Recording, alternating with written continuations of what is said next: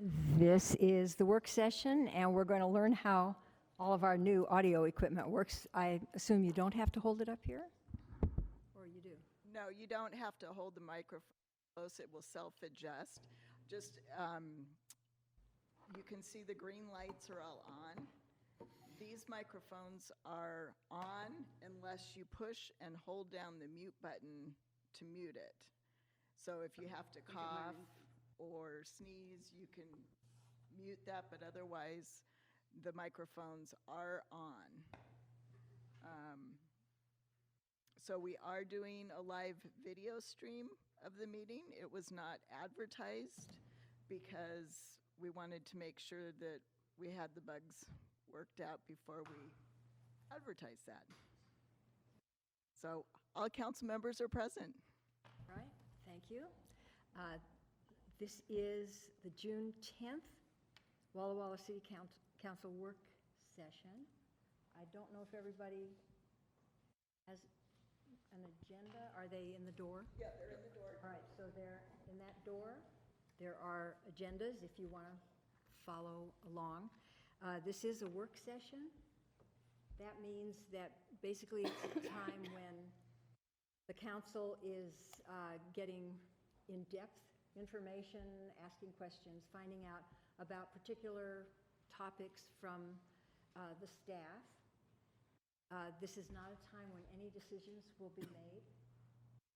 Any final decision will be made at an open city council meeting, and it'll be on the agenda at that point. What else? I want to remind the council. So this means, this new microphone system means any little side conversations are going to be recorded and be, I don't know if they will be heard in this room. Will they be heard in the room? Do they cancel each other out, or how do these? No, they could possibly, the room's not that large, so, but they will amplify. Okay, so they'll amplify. Unless you hold down to mute. All right, good. All right, we've got that. So I can't whisper in Council Member Moss's ear? Well, you can try it and find out. See if people laugh or look aghast, you'll know that you can. All right, okay, let's, Let me try it. and one final. Commissioner Todd just arrived. Did you see that? Yes. Did you all hear? Okay, good, all right. Finally, the council will be discussing these matters with the staff.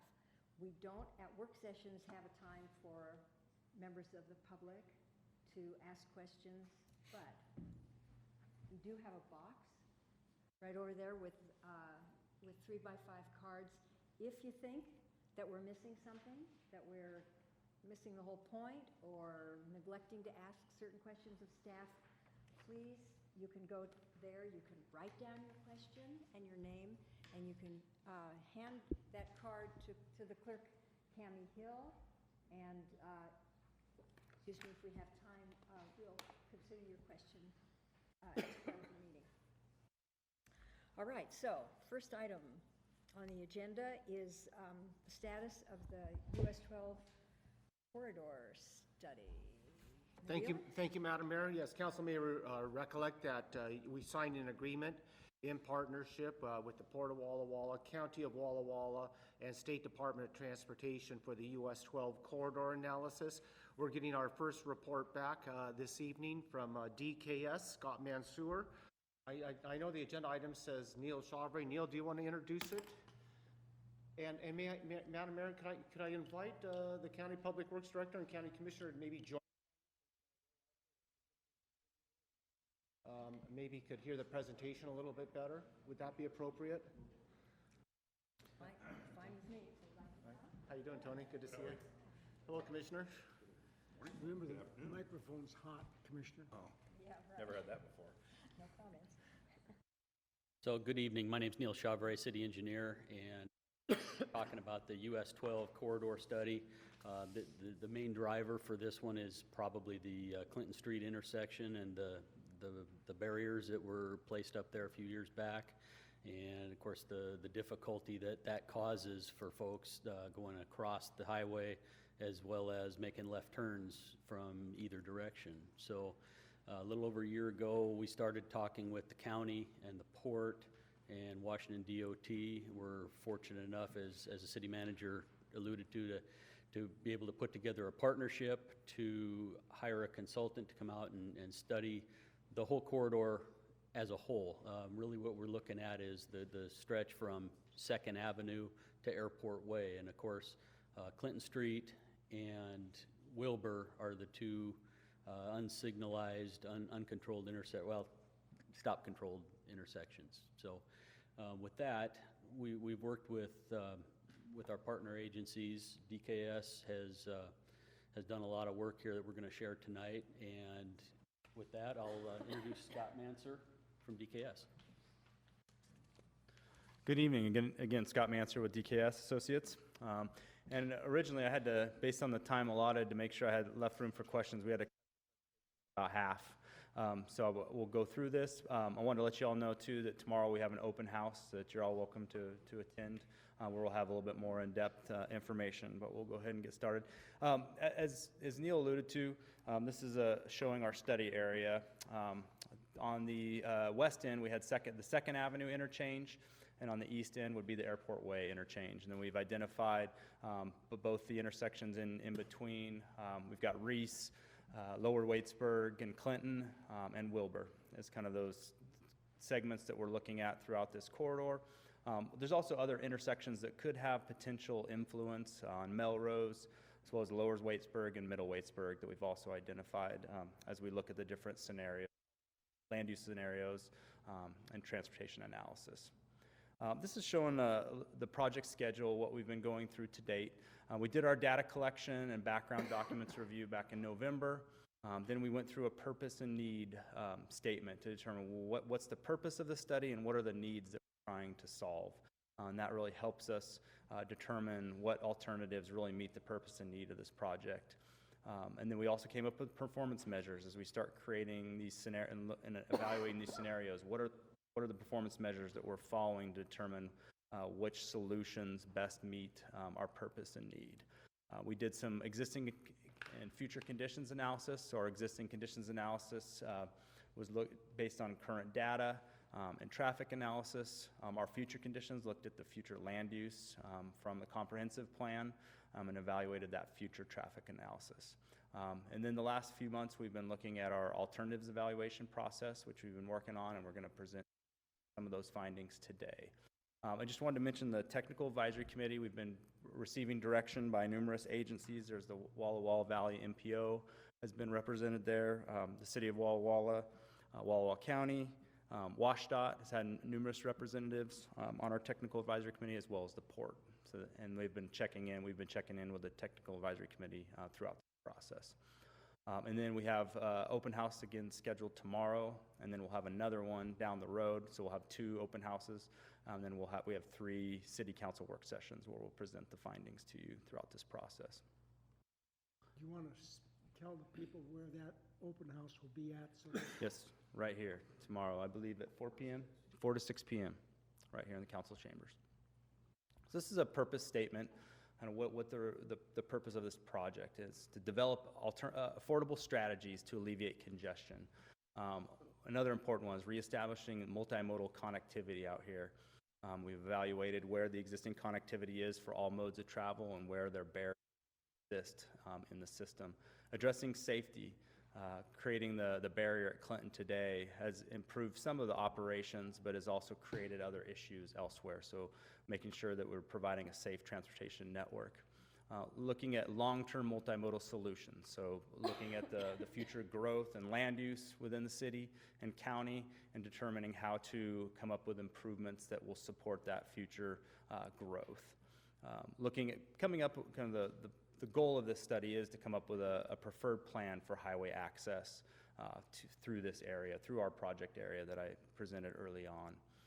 And then also looking at coming up with transportation improvements and what the funding of those improvements to serve that growth. Question. Yes. Where do you perceive there is current congestion that needs to be alleviated? I'll hit on that here in a little bit. And that mainly at the Clinton intersection and at Wilbur. And then the final one is just identifying routes for safe and efficient emergency vehicle access. That's one of the things that the barriers have created an impact to emergency services for north-south at the Clinton intersection. That's the purpose. What are some of the needs? The need in our study area is for more north-south crossings of the highway, less out-of-direction travel. By creating those barriers, I'll have a slide showing you, we've ended up creating a lot of out-of-direction travel by adding those barriers, and we've ended up shifting traffic to the other interchanges, which creates a lot of additional vehicle miles traveled for residents of the county and the city. Intersection safety, just looking at improving safety throughout our study area. More and improved bicycle and pedestrian facilities crossing the highway, and adequate multimodal infrastructure for the future transportation needs, and also for the considerations for the North Urban Growth Expansion area north of Clinton and Lower Waitsburg. So that's the needs statement. So I'm going to go through the existing and future conditions review. This is one of the findings of the lack of connectivity. Today you have a full interchange access at 2nd Avenue, as well as Airport Way, and those are at the east and west portions of our project limits. At Wilbur, you do have access, but it's just an at-grade. These are full grade separated interchanges at Airport Way and 2nd Avenue. Wilbur has, there's no north-south highway connectivity at Wilbur. Wellington has north-south connectivity for motor vehicles, all modes of travel. However, there's no access to the highway at that location. And at Clinton, there used to be north-south connectivity, but with the barriers, you now have limited movement, limited access there. You really see that barrier for north-south connectivity for existing uses, and especially as the county and the city look at future growth and future expansion of the urban growth area to the north. And you were talking about some of the operational issues. The intersection of Clinton, this is looking at the US Highway 12 Clinton intersection. Prior to the barriers that were installed, that intersection failed. It had high delay, especially for through traffic and left turning vehicles wanting to cross and access the highway at Clinton. Then WashDOT went out and put the barriers, which eliminated those through movements, and that improved the operations. But what that did is you can see it ended up increasing the vehicle miles traveled. So if you right now wanted to use that intersection to go north or south through that intersection, you now have to travel to another interchange. And so as we looked at our modeling and looked at where is that other traffic going, about 60% of that traffic now has to travel to the 2nd Avenue interchange. About 10% of that traffic is being redistributed to Wilbur, and then the other 30% is using the Wellington connection. So by creating that, in the peak hour alone, it's creating about 671 vehicle miles traveled. So cars are having to drive more miles, burn more gas, create more emissions because they have to drive further out of direction to get to their origin or destination. Then we looked at the future conditions in 2040 and the operations, and what we saw is this intersection with the barrier operates effectively, but without that barrier would continue to fail. And in the need for future operations. Also, the US Highway 12 Wilbur Avenue intersection will fail. There'll be high delays, and what the problem is when you have at-grade intersections on a highway with long delays, people start making poor choices, and you start seeing your crashes and your severe and fatal crashes increase at those intersections. As we're looking at our purpose and need, those are some of the issues that we're working through. So we've come up with a large list of scenarios, and this is kind of showing the process. So we identified alternatives. We held a TAC meeting on March 1st, and we brainstormed and came up with a lot of transportation ideas out in this area.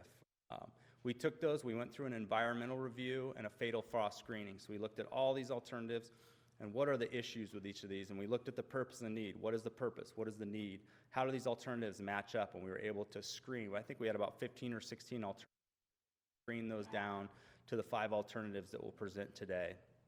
Actually, the 4 scenarios that we'll present today. And then we're at the point of the conceptual layouts, which we're at this point. And we're going to hold the open house and get feedback from the public of which of these scenarios they like. Is there anything that there's missing, and receive that feedback. We're then going to take those scenarios and do more detailed traffic analysis and evaluation of cost of these scenarios. and we'll come back and present those findings to you at a later work session, probably at the end of the summer or early fall. We'll evaluate those alternatives, and then we'll make a recommendation to the city council and to the public for a recommended alternative. And that would be in the fall, winter of this year. So here are the scenarios. We have 4 scenarios to present tonight.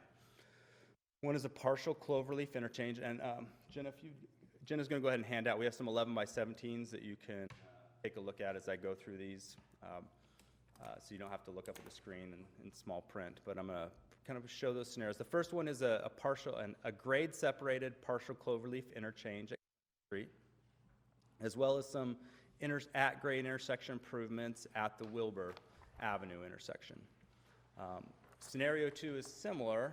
Instead of a partial cloverleaf, it's a diamond interchange at the Clinton Street intersection, as well as some at-grade improvements, the same at-grade improvements at the Wilbur Avenue intersection.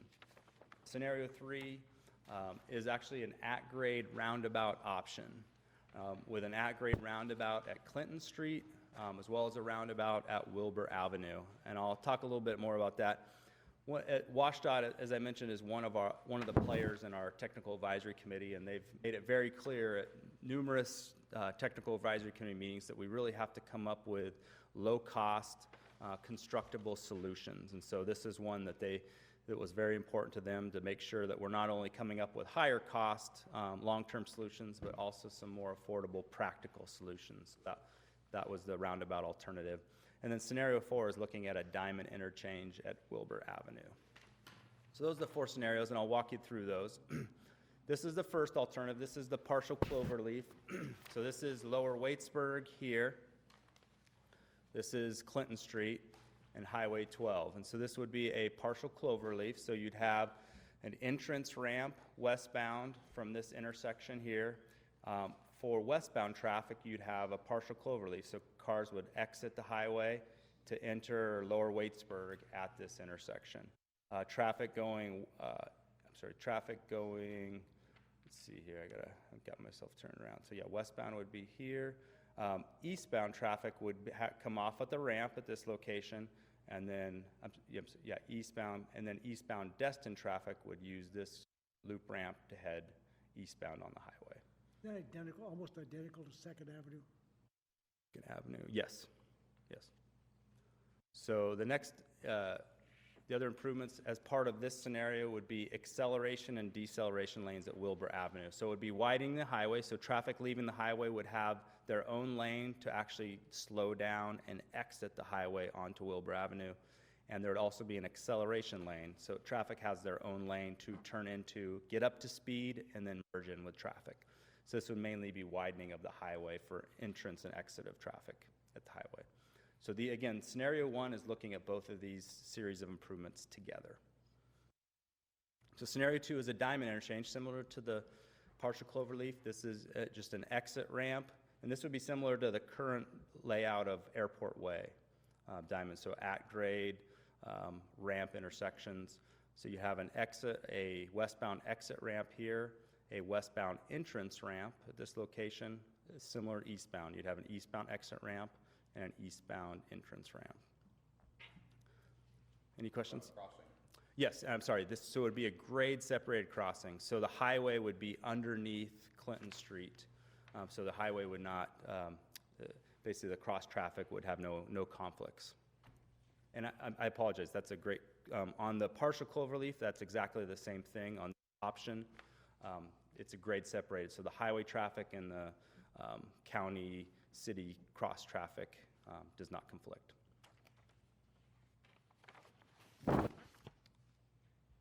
And this is the roundabout option. So at the Clinton intersection, you would have an at-grade dual-lane roundabout. So for the highway, you'd have 2 through lanes through the roundabout, and on the side street, there would be 1 to 2 approach travel lanes and only 1 exit lane from the highway. Typical speeds for a roundabout such as this design would be 15 to 25 miles per hour would be the speed of the internal circulation of the roundabout. So this is, when I say at grade, that means that all the traffic from Clinton, Lower Waitsburg, and the highway all interact at the same point. That makes sense. And this would be designed, this has been laid out for larger trucks, WB67s, so this roundabout would accommodate heavy vehicles. And as part of the same scenario, another at-grade roundabout at the Wilbur Avenue intersection. So it's a T intersection, there's only an approach to the south. You'd have 2 travel lanes from the highway, as well as approach lanes coming to and from Wilbur Avenue. But this is going to provide safe. One of the great things about roundabouts is they improve the safety, almost eliminate fatal and severe crashes because of the reduction in speeds on the highway, but it does also reduce overall travel times versus a grade separated alternative, but they're significantly less expensive to build than an at-grade or a grade separated interchange. I should have mentioned the grade separated, I'll go back. The cost estimate, kind of the preliminary cost estimate for the partial cloverleaf is between real high-level costs at this point, but you can see those are very expensive. When we look at our Diamond interchange, our cost $5 to $45 million. One thing I forgot to mention as well with these interchanges is the cost also assumes Middle Waitsburg today is very close to the highway.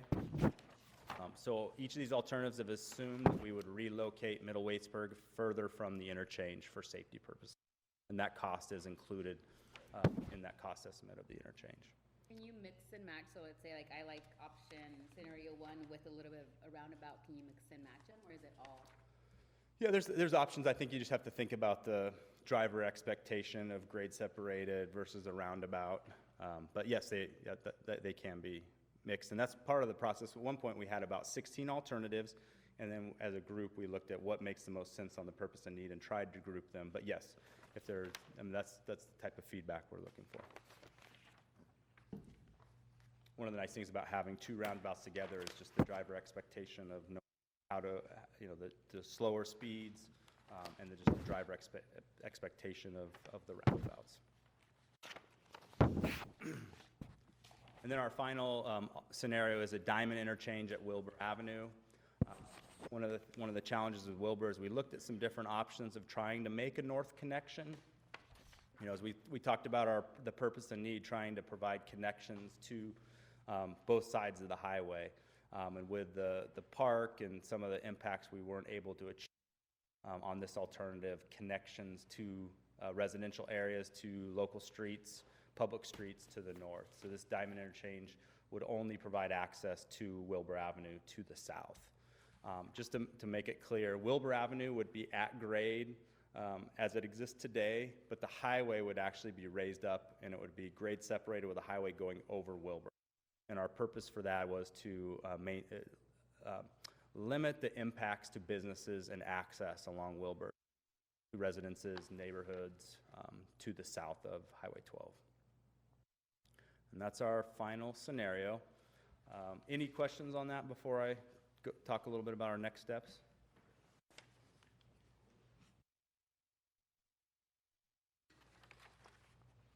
Are you talking, Yes. are you talking about putting a frontage road then on the north side of Wilbur? On the north side of Wilbur. No, frontage road on this one right here. This is when we built this grade, or the interchange, this existing road would be clipped a little bit, so we had talked about potential for realigning, but we aren't recommending any new frontage roads as part of that design. No frontage road on the north side of, Correct, yes. We looked at trying to connect that up and provide access. but I just don't know how you would do that, Yeah. that park there. Yep, we looked at several different options, and as we looked at environmental impacts and feasibility, we weren't able to come up with a good alternative You for that. talk about raising, I didn't Yes. quite understand that, so, Yep. thank you. Yep. So our next steps, we have a technical advisory committee meeting tomorrow to go through these alternatives and receive it back. Then tomorrow we have our public open house from 4 to 6 p.m. back in this room. Anybody's welcome to attend. We're looking forward to receiving feedback from the public. And then we're going to take the feedback we receive. We're going to do more detailed analysis. We're going to identify kind of the top 3 scenarios to move forward. And then we'll do more detailed analysis and come back to you with those findings to get feedback on those 3 alternatives, and then ultimately advance to one final preferred alternative through this study. So that'll open it for any other questions. Any other council? Just one question with respect to scenario 1, partial clover leaf instead of a full clover leaf. That's because Clinton is not a divided highway, So let's see. so you can serve all directions with just the partial clover leaf Correct. as opposed to a full, correct? Full clover, yes. Yeah. Usually the full most DOTs don't design a lot of full clover leaves anymore because they end up, they've done enough studies to determine that the spacing, this layout is a much safer option than a full clover leaf because of the merging that occurs with traffic getting on and off of the highway. This would be a much safer option. Just to clarify, what example would be a full? So a full cloverleaf would have basically ramps on each corner. And one of the reasons too is the water tower, water tower sits right on this corner as well. But for now, the full cloverleaf, if you're going eastbound and you wanted to exit, you would have a clover that would bring you around to this side, as well as getting off. So there's just some different options of how you get on and off the highway. But the reason that they're really not a safe option is if you're traffic and you're getting on, you're merging onto the highway at the same point, and you typically want those spaced off for a safety standpoint for safe merging onto the highway. Yes. Oh, I'm sorry. You both. With regard to the roundabouts, discussion with regard to revising the speed limits on Highway 12?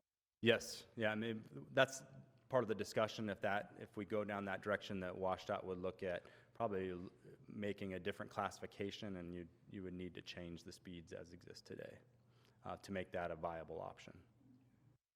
Where to where? Is That would be part of the, yeah, it would be probably within our study area, but the limits would be determined, I think, down the road as we move forward with those.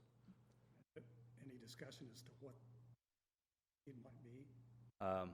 Typically on the roundabout, probably in the 45-mile-an-hour range would be for the speed differential to get down to the safe speeds through the roundabout. Typically 50. I mean, there are some highways at the 55-mile-an-hour, but you need a lot of advanced warning to reduce those speeds, and most likely in the 40 to 45-mile-an-hour range. My understanding was that a state interstate, the DOT was resistant to lower speed limits. They wanted to keep it at 65 and keep the on and off traffic to a minimum. And so a roundabout would do both of those things. It would increase traffic from north and south, and it would also reduce the speed limit. So is DOT on board with something like this? Is this something they're even willing to Yes, do? I was actually surprised, but this came from WashDOT as part of their recommendation through this process, and said it would be a required alternative to look at through this process. But it's not an interstate freeway. Where if this was an interstate freeway, it would not be an option. But in this case, based on the classification, it is something that they will consider. But it would require some changes to the existing classification. Yes, Councilor Cummings. Traffic counts are very important, I know, to WashDOT. So is cost of property and so forth. I know this is a very interesting thing when they were talking about the roundabout and so forth down on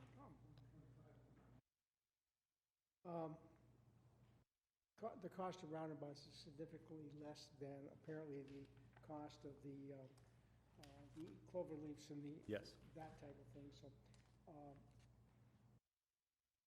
I think public safety also, I think personally, I look at interchanges are safer than Yes. 65 miles an hour going down to 35 for a roundabout as far as public safety. How important is traffic counts and property costs and so forth when WashDOT starts to make decisions when it comes to investment in something like in intersection improvements like this? I mean, I think cost is a critical one, and that's one of the reasons they've really pushed this as a practical solution. And we may get to the end of this and make a recommendation for the grade separate. And one of the big costs is structures. The structures that are required, retaining walls for ramps, grade separating, the side street traffic, and that's really what drives that cost up. But as far, those are all important components, but it's also, I think, looking at fundability and you know, short term. And one of the things we all will identify well is phasing, and you could have some phasing of our long-term solution may be a grade separated option, but it may be a long time before the funding would be available, and maybe you have some interim improvements. So that's something that we will also be discussing and looking at. So I don't know if I've answered your question, but it's hard to kind of answer for WashDOT, kind of what. I know the roundabout, that traffic counts was probably one of the most significant things when they were looking at the roundabout Yes. on 9th Street but is that the same thing that they're, one of the key components? Yes, that it they're is, looking at? and traffic volumes actually at this segment of the highway and Clinton and Lower Waitsburg are very low to really try and to really justify a very high expensive improvement here.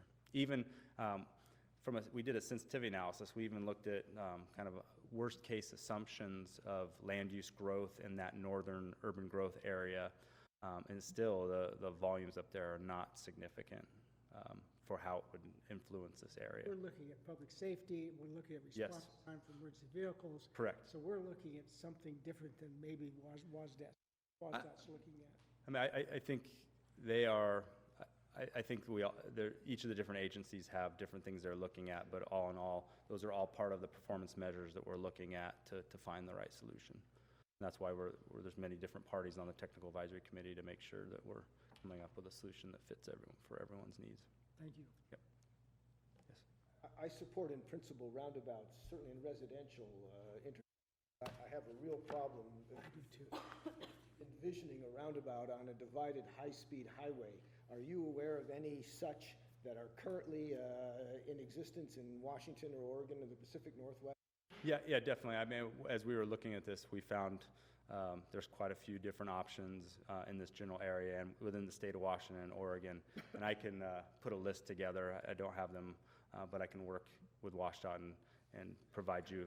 Currently constructed, a roundabout on a divided high-speed highway.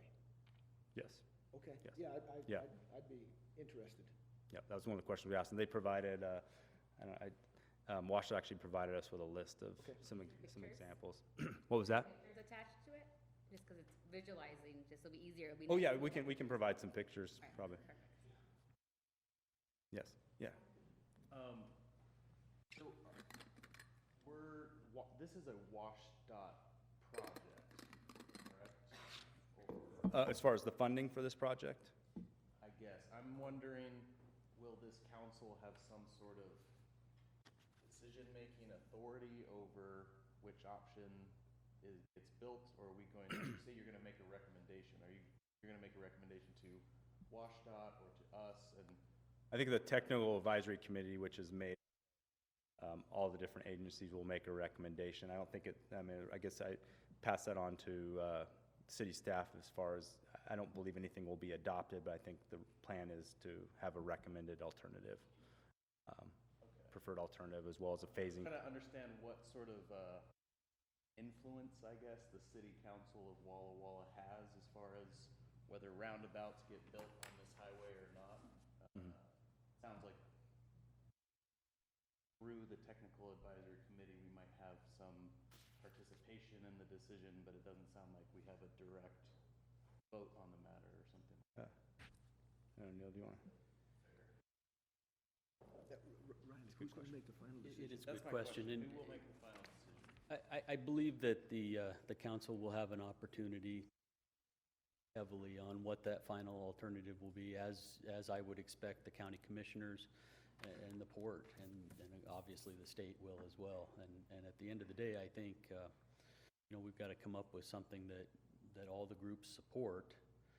Might not be the one you like the most, but we've got to come up with something that we can all. So is it safe to say that the answer is we're going to push for consensus parties, but frankly, at the end of the day, it's a Washington State Department of Transportation facility, and they will ultimately, I don't think the city and the county support it all together. If we like one, but DOT says this is a preference, at the end of the day, it again, it's a DOT facility, and they're gonna fund it. $45 million project as opposed to 20. Yeah. It's their land. I think that to answer your question, though, I want to make it clear that WashDOT said that through their requirements, if we're going to go through follow their process, we had to have a practical solution. We had to have a low-cost option to be considered. Otherwise, they would say that we haven't followed their process. So we weren't allowed. We came up with a lot of other solutions. We looked at a traffic signal. We looked at other at-grade options. But a lot of those, the nice thing about the roundabout is there's the safety component of roundabout versus signals. So a lot of those lower cost practical solutions were eliminated through the process, but the roundabout was the best option, practical option to still meet WashDOT's criteria. Yeah. So has WashDOT showed potential funding for the construction of it? And what would be the potential funding? Not yet. Yeah, no. But if you show some sort of a roundabout, there could be funding as opposed to like a multimodal type of scenario as opposed to not a multimodal. I think if we move forward with an alternative, WashDOT would consider one of their practical solutions. I think the fundability, I think that's the term Scott used, I think that's much more realistic. You know, if you're talking about $35-40 million project, I mean, I think most of us are aware of the challenges that we've got with, you know, US 12, Phase 8, you know, trying to get that funded. This is another big number to throw at the state, and quite honestly, we don't have a lot of traffic to show the need. You know, we don't have the crash data to really back it up. You know, one of the arguments that I made for this study originally was, and Scott's research has proven this out, is that the way that intersection is configured today, just from a strictly traffic volume perspective, we can go ahead and allow pretty much all of the potential development north of the highway that we could anticipate, and it could still handle it. So, I mean, that's kind of the challenge that we find ourselves in, and really what pushes us to, I think, these quote practical solutions. I think we'd all like to see the full high-speed facility, the overcrossing and everything else. It's just, where's that money going to come from?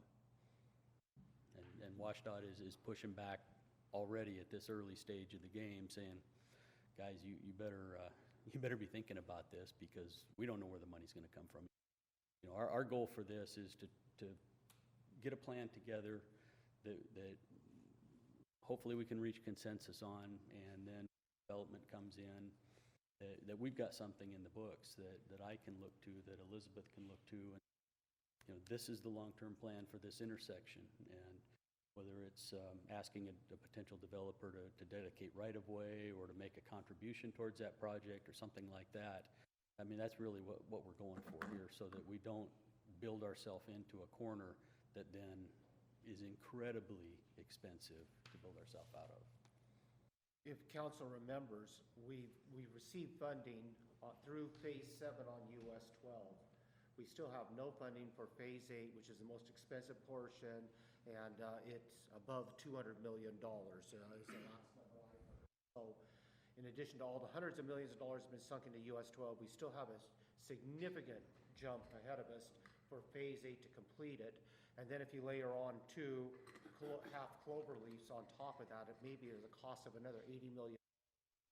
As Neil stated, the fundability becomes it's way out there. It's just, they're only going to put so much money into our neck of the woods. And so it's going to be difficult to get Phase 8 funded and something like that funded as well in the foreseeable future.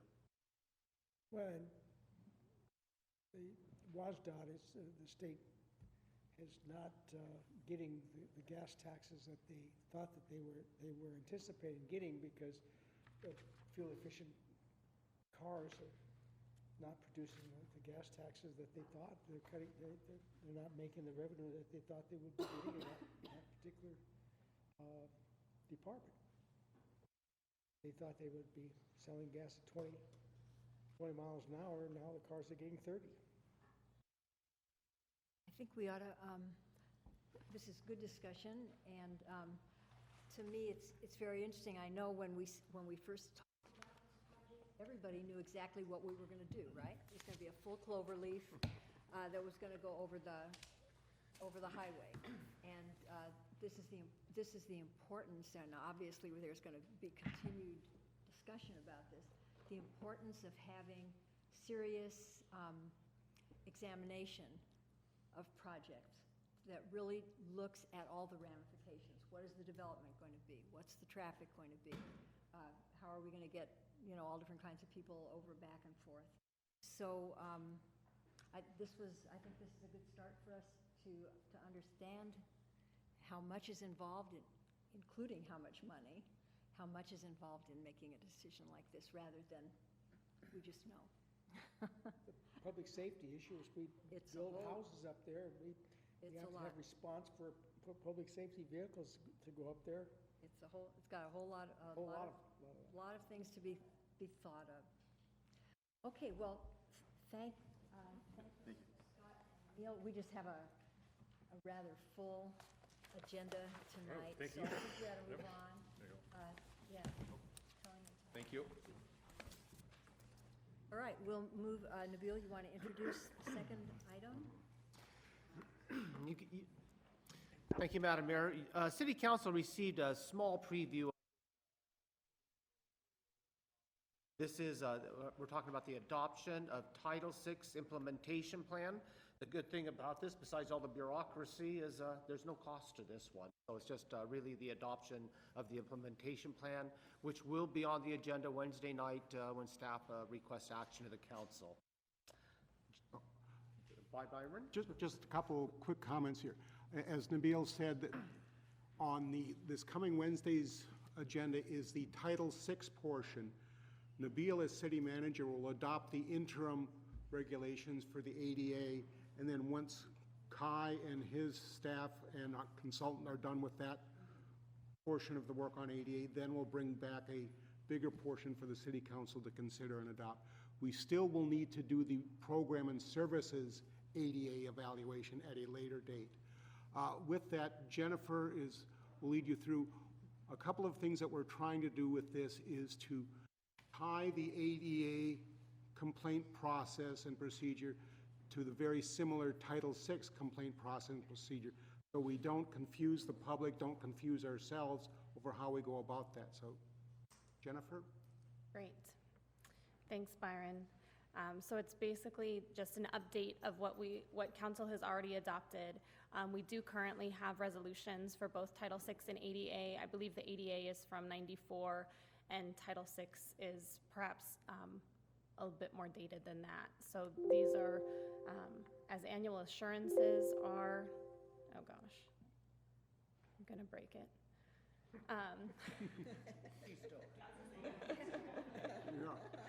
So they picked the perfect people to start this new equipment off and running. So time to update, we're submitting assurances. Everything that we submit to WashDOT on an annual basis is up to date, so we are in compliance. But as Byron is saying, we just want to standardize some of the procedures and make sure that our policies are indeed the most updated as laws change. So briefly, just what is Title VI? It's basically non-discrimination policy. So no person on the grounds of race, color, national origin, or sex shall be excluded from any participation in any of the programs or activities that the city offers. So, and anyone that does believe that their Title VI protections have been violated may file a complaint with the Title VI coordinator. So this process is updating the establishing of the coordinator that will be the deputy city manager, and also implementing and standardizing a complaint form that anyone at the city can walk into Development Services, to Parks and Rec, to City Hall, and be able, or onto the city's website and know how to file that complaint and where that form can be found. ADA is protection for persons with disabilities, again, from 1990. So this just amplifies the protections for persons with disabilities in accessing programs, services, and activities that the city offers. So the goal is full inclusion for persons with disabilities in all aspects, and the kind of employment side as well. So no person with a disability now, no qualified person because of that disability. So again, there's a complaint process, there's a form that can be filled out, a person that it can be handed to, and the update of these policies is to standardize that procedure and make sure that every employee at the city is informed of what that is, and knows where to find it and who that form goes to. So again, this Title VI update. The city will have this policy in place, which outlines, who the complaints of discrimination go to, within how long of a period there must be a response given by the city to the complaint. This is all standardized by the U.S. Department of Transportation, so very, broad level. There is some unified guidance that establishes what those procedures are that we are implementing with this plan. And then again, including that the request may be filed in an alternate format for those with disabilities that may need a non-written format, basically. So again, as Byron mentioned, and as the council is well aware, there is an ADA transition plan that is underway within Department of Public Works with the consultant. So the kind of administrative level policy is simply designating the coordinator, providing some public notice about what our ADA requirements are, basically telling the public we have a plan to make a plan. So in case there is a complaint, in case there is something that comes up, we can provide what that time frame is that's been established. And that's kind of how we are covering those bases. We're also establishing the grievance procedure and form as we're adopting the Title VI plan as well. And then again, the full plan is under construction basically, and will be presented to council, I think, at the year or sometime early next year. Thanks, Kai. So as far as the Title VI process goes, again, very similar, yet separate requirement to designate the coordinator, provide public notice about our Title VI requirements as a public entity receiving funds from the federal government, establishing the grievance procedure, and in this case, on Wednesday, on the council item is for council to look at and consider adopting the non-discrimination policy. Then we can move forward with circulating that plan internally and to the public. As I mentioned before, the annual assurances and goals and accomplishments report that we are required to submit annually to Washington State Department of Transportation is an ongoing and has been taking place annually, and that will also be posted to the city's website. And again, just ongoing monitoring progress and training as far as implementation goes. So basically, that's where we are at with the Title VI implementation plan update. Briefing council will get Nabil to adopt the kind of interim ADA transition plan. Council's consideration of adoption of that Title VI non-discrimination policy will be on Wednesday, and then implementation will follow, which will include, looking at environmental justice, including an limited English proficiency plan, and really just standardizing a lot of the practices that the city is required to do as a recipient of federal dollars, and making sure that we have all of those bases covered. Any questions? Great, that was very clear and concise. Are there questions from council? I have one question, and that is are people with disabilities also a covered for Title VI? Or is, I just wasn't, that's the only question that remains. Yeah, so the ADA just goes into greater detail, and it really is a separate class. Title VI really covers race, color, national origin, and sex as the protected classes. And so the ADA extends that protection to persons with disabilities. Thank you. Answered that. Do you have anything you want? Okay, all right. I'm just happy we're getting this done. It's been a project that's been lagging, and thankfully, when Byron came on board, this is one of the duties we were hoping he is able to complete, just about there. Good. Good. I know it's important that we have those policies in place. All right, well, thank you. Yeah, Jennifer, thank you to the council for that, and we'll move on to item 3. Nabil, you want to introduce that? All right, out to Sudbury landfill now. Leah Fisk, and what is the title? Utility engineering, but you do the environmental science. This is our in-house environmental science. Engineer. And I just want to say this about Sudbury Council. If you haven't been out there lately, I think a drive-through would probably be warranted. If you've seen what the landfill was some years ago to where it is today, I described it last week at our all-city meetings as almost. It is so neat and tidy and organized. It just really does look sharp out there. Staff's made significant improvements over the last few years, and we're really proud of what we've done. All right. Good evening. My name is Leah Fisk, and I'm the city's environmental engineer. And I'm going to talk to you today about the installation of leachate system cleanouts. So for those of you that haven't been out to the landfill, this is Area 7 of the Sudbury Road landfill. And you can see to the top of the screen, those are cells 1 and 2 of Area 7. Those are at a current height as far as we want to build those up. And then the bottom portion of the screen, that's cell 3. And this picture was taken when we had first finished constructing cell 3, so there's no waste in there. So in 2017, Apollo constructed Area 7 cell 3, which includes tow drains for leachate collection. And those tow drains are represented on the screen by these black dash lines here.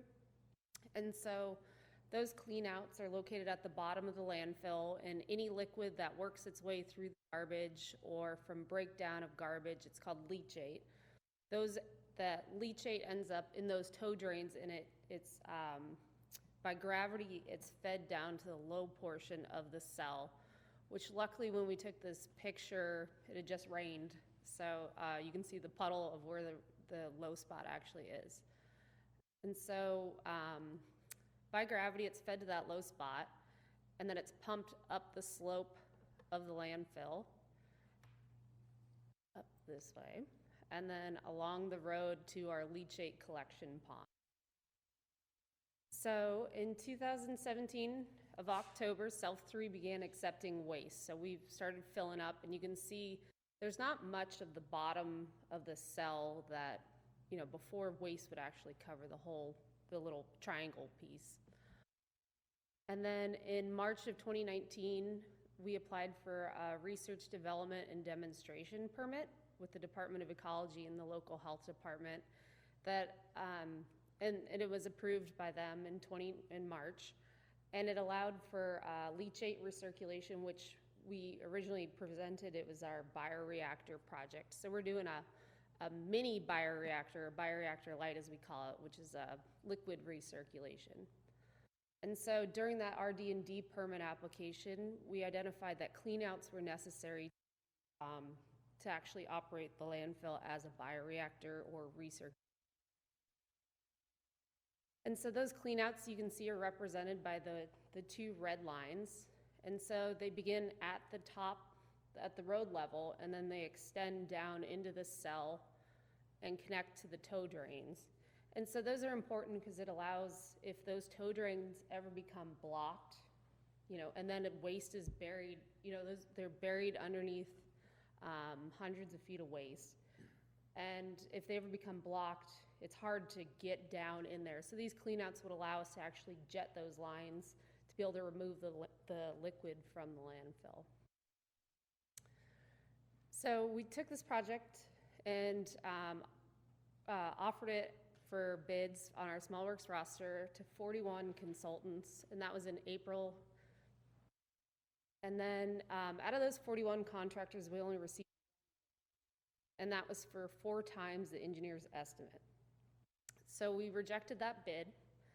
And then May 17th, we spoke with the city attorney's office about using a bidding exemption law for pollution control facilities to actually negotiate directly with a contractor to do this work. And then in May 22nd, we met on site with Apollo, who was the contractor that actually built Cell 3. And they provided us a time and materials not to exceed bid of $39,780.20. So this picture shows you what it actually looks like at Cell 3 now. So when we identified that cleanouts were necessary, our landfill operators stopped covering the tow drain locations. And so you can see the waste is built up around those, and the red line represents where those cleanouts would actually be installed. And so because our operations are waiting for those cleanouts to be installed, we've had to move operations back to cells 1 and 2 so that we're not filling up this anymore. And so there's actually, once we learned that we needed cleanouts installed, we stopped filling, and we currently have 10 to 15 feet of waste already over the tow drains. So summary and next steps. Installation of cleanouts is urgently needed as more trash is placed. Department of Ecology and the city attorney concur that we can use that pollution exemption to directly negotiate with the contractor. And then council will be asked at the June 12th meeting, so on Wednesday, authorize the time and materials not to exceed contract with Apollo. And then we'd like to proceed with installing those cleanups as soon as possible. That's it. Questions? Comments from council? So when this was, and you probably spoke to this and I missed it, I apologize. Oh, it's okay. When this was first constructed, the cleanouts weren't thought needed or were overlooked or weren't installed, or they were and they didn't work? Right, so normally when you construct a landfill, cleanouts aren't necessary, but because we built the landfill, we designed it and built it, and then we wanted to create a bioreactor within it. And so our consultant had to go through and evaluate that piping size to make sure with the new added liquid, a bigger volume of liquid that was going to be in there, that it could actually handle that added liquid, that increased liquid. And so they said that cleanouts would be a good idea just in case it becomes plugged. So it's not normally necessary in a landfill, but because we wanted to operate as a bioreactor, it was kind of a preventative measure in case there was any plugs or blockage. So we don't absolutely have to do it, but we want to do it for reasons stated, is that correct? If we want to continue with operating as a bioreactor or recirculation project, they would be necessary. Why is that a good idea? What's the benefit of that? Operating as a bioreactor and recirculating? It increases the breakdown of waste, and so it improves it increases the amount of airspace that we have in our landfill, and it produces better gas and better quality gas.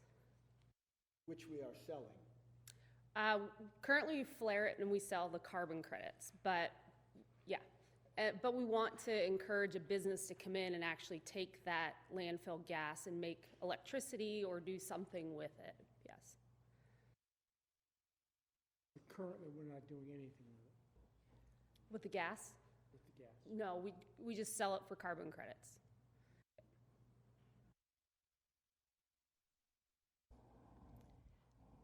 And our estimate was to install was 20,000, but the one bid was 4 times that, and we've Yeah. negotiated it down to twice. Why, I don't, this isn't a criticism of who put the estimate together, but the estimate Yeah. was 20, and the best we could do was twice that. Why such a disparity? And what we foresee from talking with the contractors, it sounds like their perceived risk of actually, because they're gonna have to dig through 10 to 15 feet away. Our original contractor that had the estimate that was 4 times the amount, they said they were assuming they were gonna have to have supplied air to their contractor, and, you know, they're potentially they will come into, have methane gas that they'll be exposed to. And so it's just a lot has to do with the risk that the contractor foresees. And what's nice about this contract that we negotiated with Apollo is that that's the max that they can actually, they'll charge us. And they're gonna charge us just based on the time and materials that actually goes into installing it.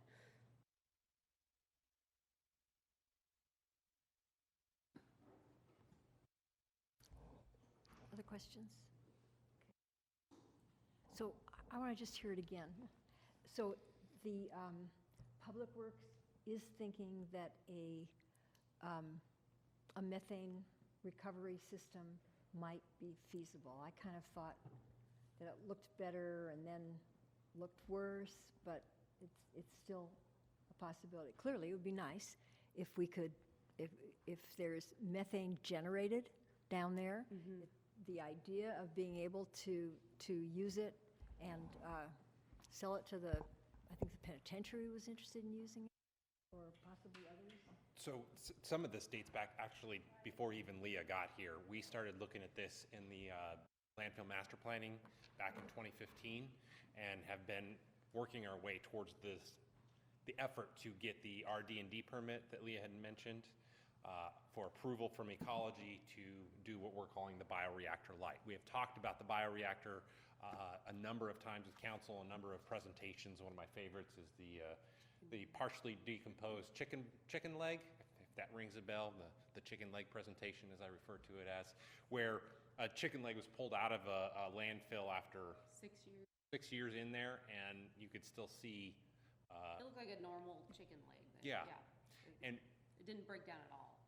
the difference here is with the bioreactor, what you're doing is you're injecting that liquid, the leachate liquid, to help encourage the degradation process, which increases your compaction, because now you're putting a liquid in. When you run over it with the compactor, you're getting more value out of that airspace, because that's very expensive airspace. We build a lot of infrastructure for that airspace. So not only do you maximize the value of your airspace that you're using, but that liquid then tends to generate gas sooner in the process than what we're seeing with Area 6, which is closed, and we're pulling gas off that. So we're pulling gas off Area 6, we're pulling gas off of the remediation area, which was areas 1 to 5, I believe.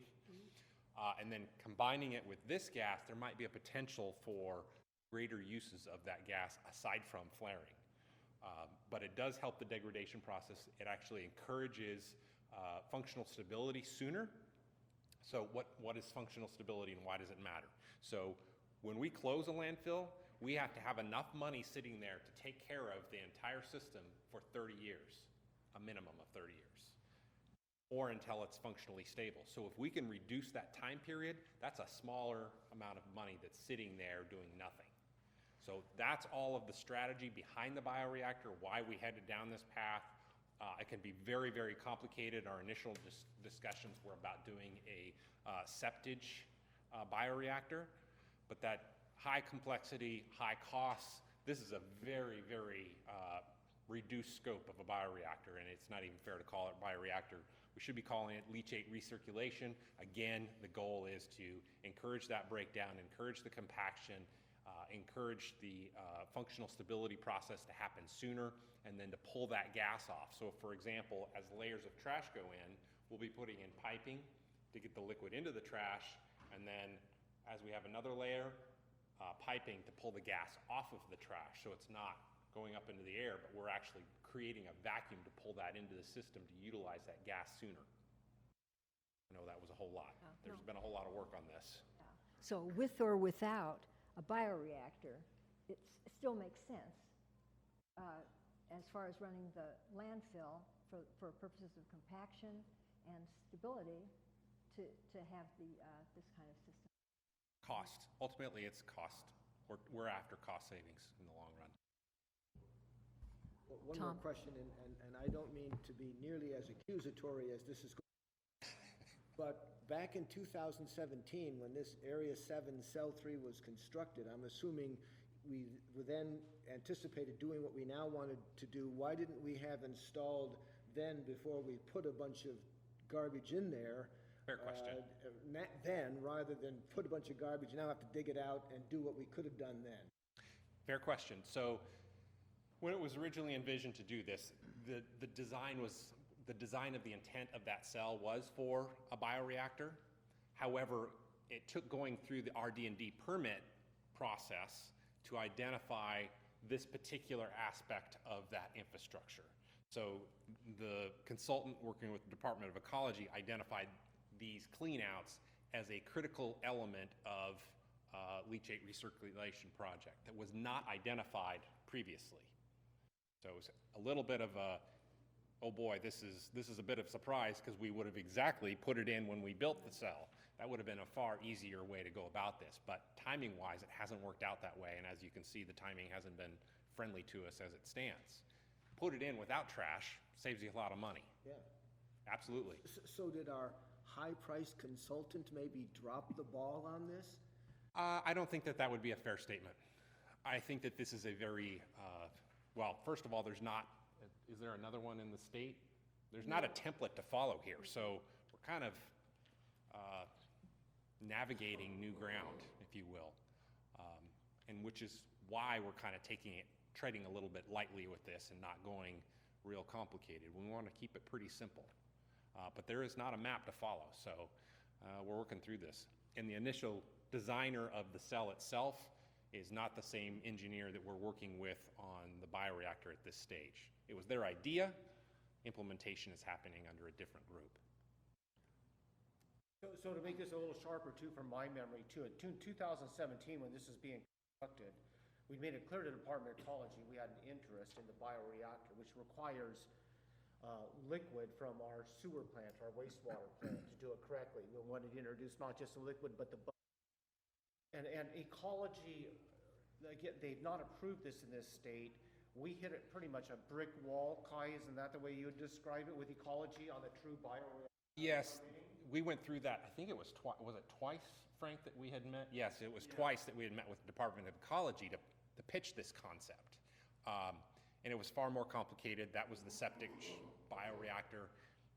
We applied for I think it was two grants through Ecology to do this RD&D project, both of which failed. So this was the third attempt at a much reduced scale. And so that's where we're at today. So it's been a long-term process trying to get to this point. So when this is being constructed, we did not have the permit or the approvals from Department of Ecology, and at that point in time, we would have, if we thought that this was going to happen, we'd be rolling the dice on spending money on a permit that Ecology at that point in time was saying, no way. Since they switched it up from wastewater liquid to leachate, that's opened the door, and we've received the permit, as you noted, a month ago. And I will say that Or two. we have two states here, if you will, with the Cascade Mountains. They want to keep liquid out of the west side. Rains all the time. They don't want all this liquid to manage. And so we have kind of two trains of thoughts here. On the west side, they're trying to keep liquid out because it's too much to manage. On our side, it's far drier, and we're wanting the liquid to help that degradation process occur. So it's getting that train of thought, a little bit of a shift with Ecology to think differently. All right, are we ready to let Kai go? Thank you, Kai and Leah. Very nice. All right, item number D, a water and fire suppression system. Sudbury landfill. Thank you, Madam Mayor. Yes, we're still on Sudbury, but now we're talking another type of liquid. This is for fire suppression, and Engineer Frank Nicholson, you're going to present on this one? Oh, Mr. Bealey's going to take it, okay, all right. With technical assistance from Frank. So Frank will help me answer the technical questions that I'm sure council's going to stump me by if I can get this thing to work here. So this is a follow-up, council. Back in October, there was a contract authorized for a consultant, engineering consultant, to look at how do we serve Sudbury with fire suppression flows. That council authorized that contract back in October. This has been a long-term need out at the landfill, probably around 20 years. This has been needing to be addressed. Fires occur in and around the landfill on a yearly basis, and our staff report said that there hasn't been a major loss of a structure, piece of equipment, or personnel, but as of last week, we lost a piece of equipment due to an electrical fire in an engine. Fortunately, it only took the piece of equipment. And it was an old piece of equipment, but it was a sad day because the staff loved that tractor. And they are very disappointed. So we'll see if we can resurrect it. But fires do occur. They have occurred. They've come up probably within 50 feet of the scale house.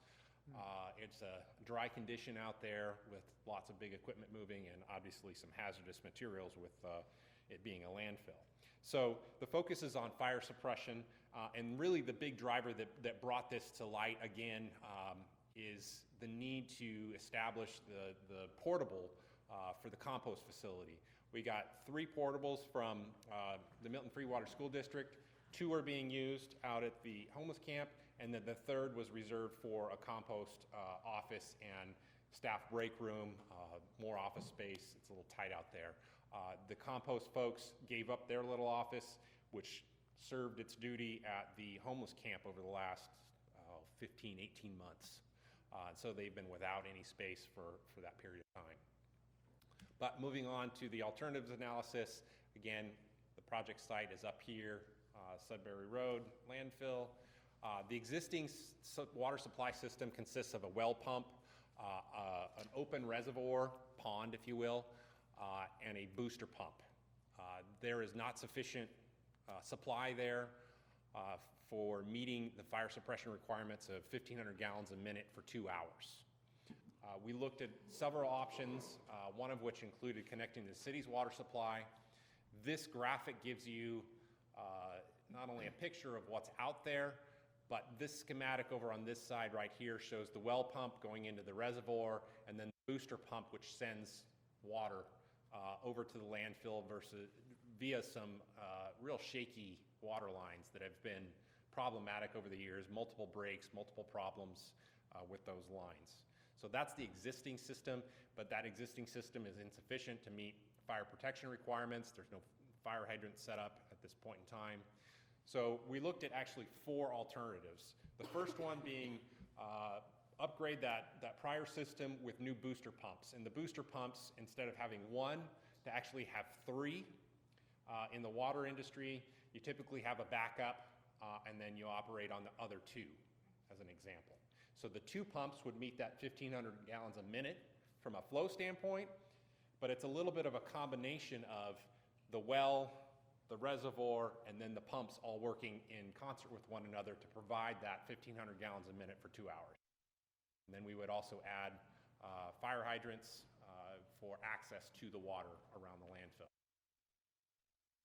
That concept, again, very similar to the existing system, same well pump, same reservoir, but here's the 3 booster pumps, and then the combination of the pumps and the ability of the well to provide water to the reservoir and then to pull that water out for that 2-hour period. That's really what we're after here. And then rerouting, reusing some of the existing piping network and then new piping along here to provide fire hydrant supplies. The second alternative is new booster pumps again, but instead of having an open reservoir, a steel reservoir, a closed tank. That was another option that we looked at. But fundamentally, almost the same configuration again, looking at this upper right corner.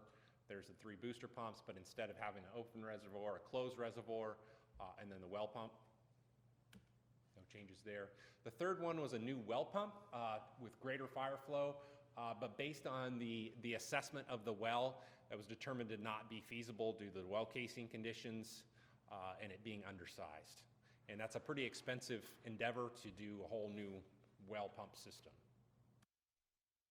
The fourth is actually city water supply, so connecting the landfill to the city's potable water system. And you may ask, well, why would you do that?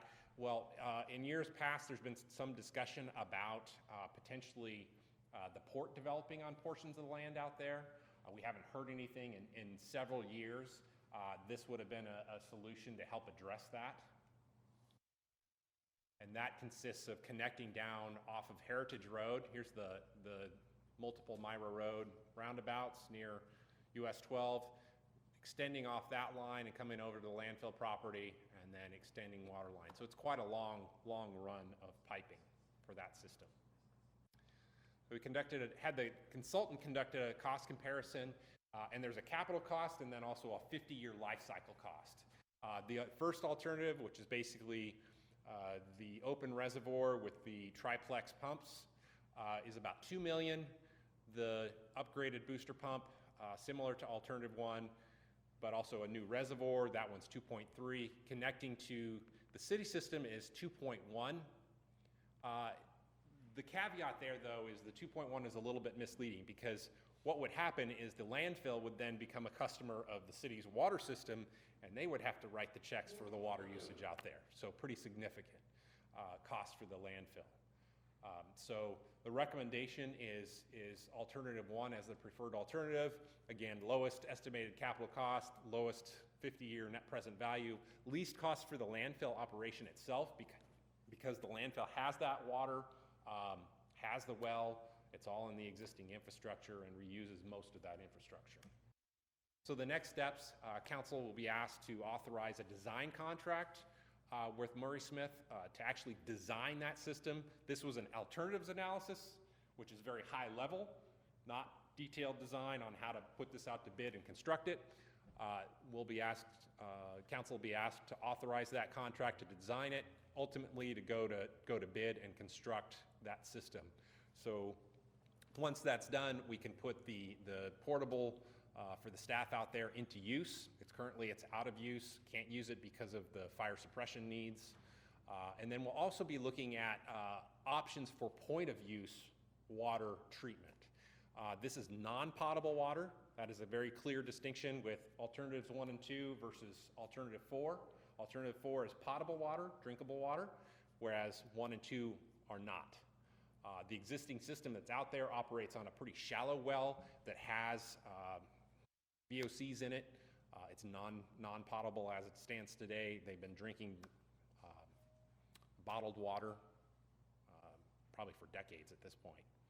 So we will look at an option to the bottled water, a point of use, if nothing else, to just up the safety factor of that water system out there. And that's it. Questions? Questions? Steve? So Kai, the cost estimate, 1.3 million, how was that derived? That's based on the alternatives analysis. They did a cost estimate based on those three options that they examined. What were the costs? And that's for the consulting engineer. Again, the goal here was to try to find the least cost alternative over a long period of time because wells require pumping, which has electricity. You have to maintain that infrastructure, trying to look at the full picture over a 50-year life. How would this be paid for? Landfill fund. It's a planned expense and Utility fees. via the landfill, yes.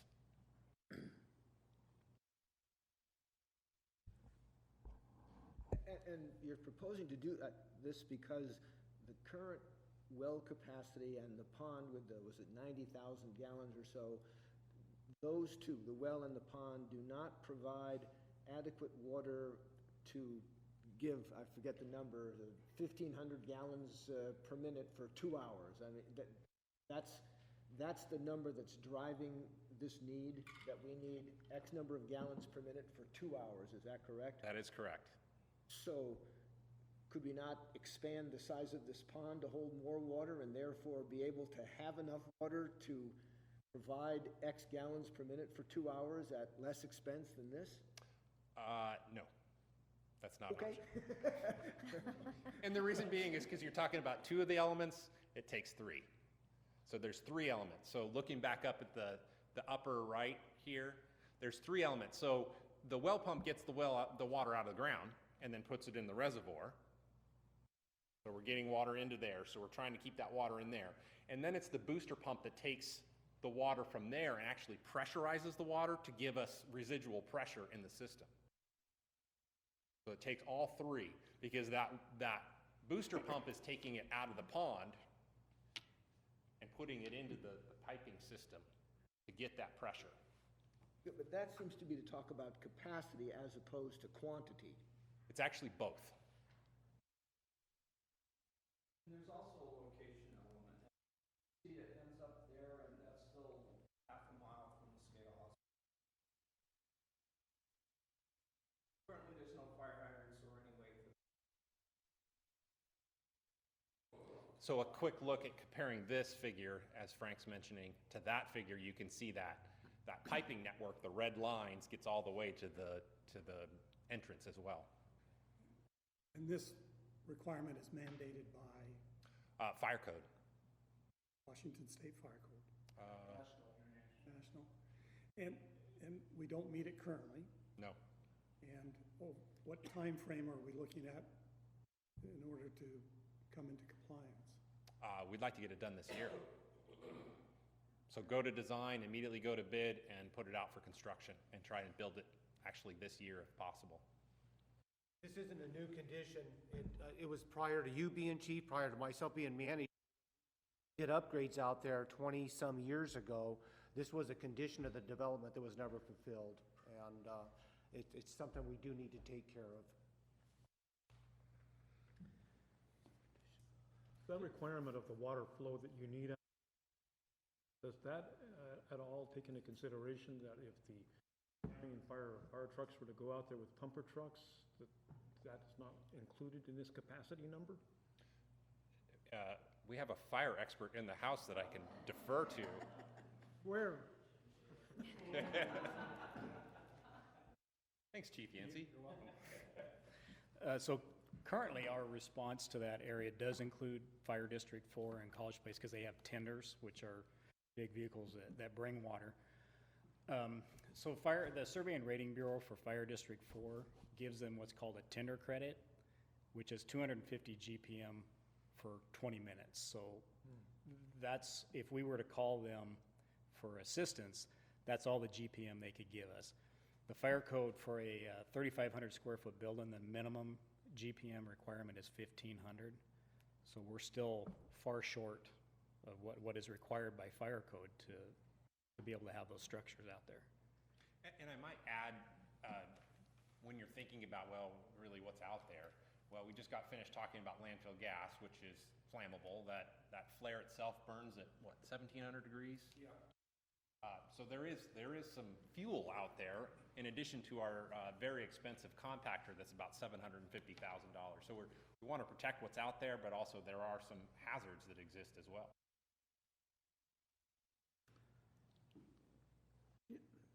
This is probably not a popular thing to say, but someday I think the city is going to have to sit down and think very hard and seriously about whether or not we should be in the landfill business.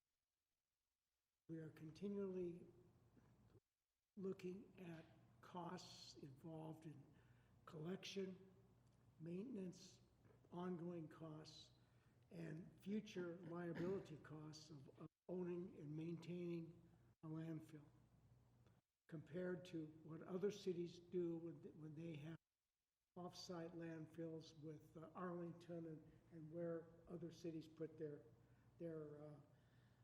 refuge. And if you look at the number of municipalities that have landfills in the state of Washington, we're certainly in a minority. And someday we're going to have to look at the liability.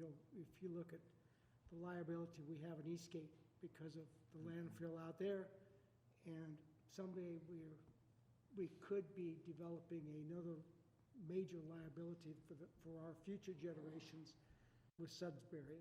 So someday we should probably, I've had major discussions with Mr. Shower about this, but we could do a serious job someday deciding whether or not we should be in the landfill business, because it's costly, it's expensive, equipment, trucks, collections, everything else, capital investment, and a future liability. We don't even know what that future liability is, so someday we have to look at that. All right. Someday, some folks may or may not, may or may not decide to do that. In the interim, am I understanding that this is we are required to have capacity to put out fires, and that requires a certain number of gallons per minute over a certain amount of time in order to to be compliant with what the law is right now for operating a landfill. Okay. Are there any other tech questions about does somebody have a better system designed? Probably not. Okay, any other questions regarding specifically this issue? Okay. Thank you. Is that the full presentation? Mm-hmm. Okay. Thank you very much for that. Good. All right, and we're right on time for the last item. In fact, we've got just a little bit of extra time because it's maybe a more interesting topic as far as non-technical people being involved in the discussion. This is a question of the city fireworks regulations and potential options. Before we start, I know that our Bob and Scott are both going to present from the perspective of the fire and police departments what's being done right now. But because I think Jerry and I, and Tim Donaldson, and probably Bob was part of the staff in 2003. I don't know that you were chief at that point. You weren't chief, so you may not have been following this. But in 2003, the council revised its fireworks ordinance. And and Jerry, you can chime in because your memory may be able to fill in certain holes in my memory. But the council did not just wake up one morning and some council members said, well, let's change our fireworks code. What happened was that over a period of time, citizens kept appearing at council meetings and saying, what's going on here with our fireworks? We heard from combat veterans. We heard from people with companion animals. We heard from people who had shrubs or trees or parts of their house affected by fire. We heard from people who had to get up and go to work early in the mornings. And we heard from people who knew those people or had contact with folks like that. So basically, there were quite a bit of citizen involvement saying, council, it's not right the way we have our things, let's change them. And so the council did make changes. I'm not sure if I'm moving into what either Bob or Scott was planning to present, but we did two things. First, at that time, the regulations regarding fireworks were identical to those that the state had set out. Certain number of days, certain kinds of fireworks were legal. What we did was two things. First of all, we reduced the number of days around July 4th that people could set off fireworks. I'm not 100% clear of what the state is, says that it is, but it's something like 3 days before July, or maybe even longer, before July 4th, and I think you could go through July 5th. So the Walla Walla ordinance says only July 4th from, I forget what it is.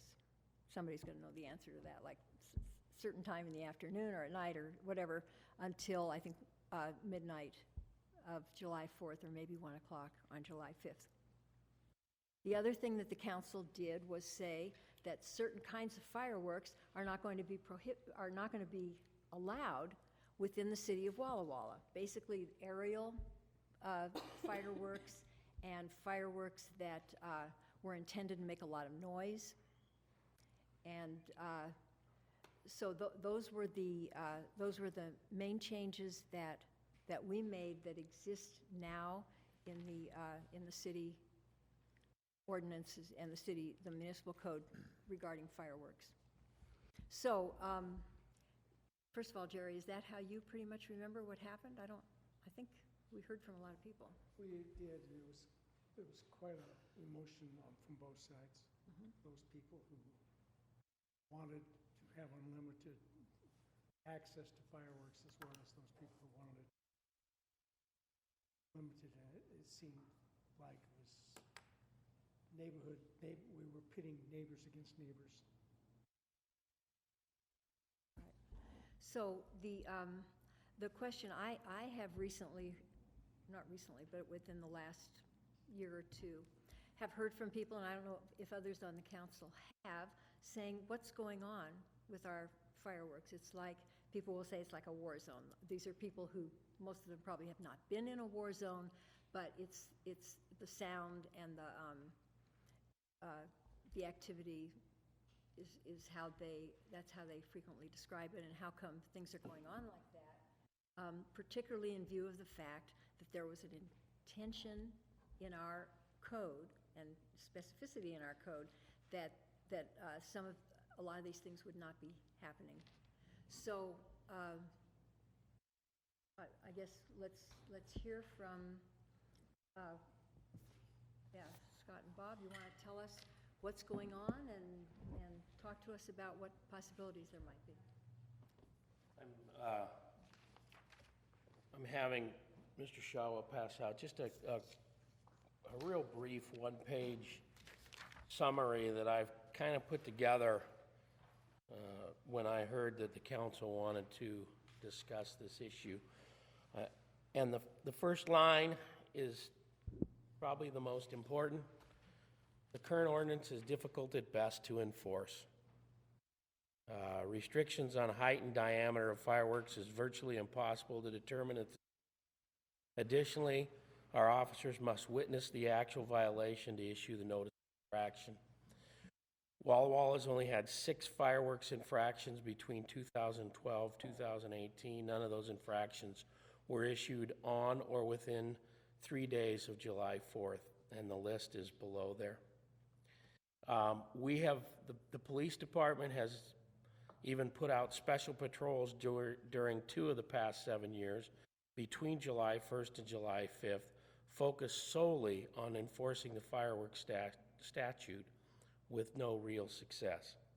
We continue to respond to numerous firework calls on and around July 4th. The numbers for July 1st and calls between July 1st and July 7th from 2012 through 2018, 442 dispatched calls,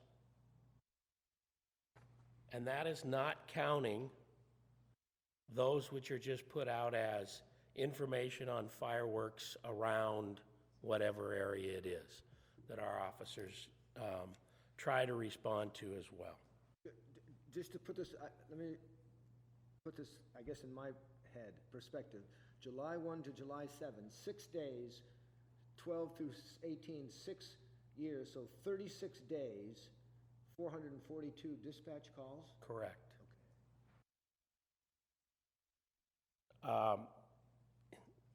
My recommendation to council would be one of 2 actions. One is ban fireworks completely. I really see that you would need Walla Walla County and College Place to go along with that in order to have any real effect on what goes on, or adopt the RCW the way it was prior to 2003. Again, we still have issues with officer presence when the actual violation occurs.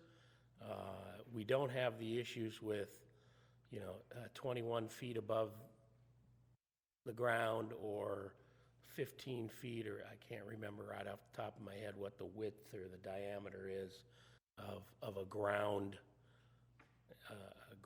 firework is. So, this is a situation of how many resources do we want to put at this for what I would tell you in my experience would be a negligible return on the investment. I know exactly the frustration people feel. The ordinance and enforcement. I'll go up to a high ground sometime on 4th of July, and it does look like there's celebrations going on all over Walla Walla. One thing I would hope the council will consider is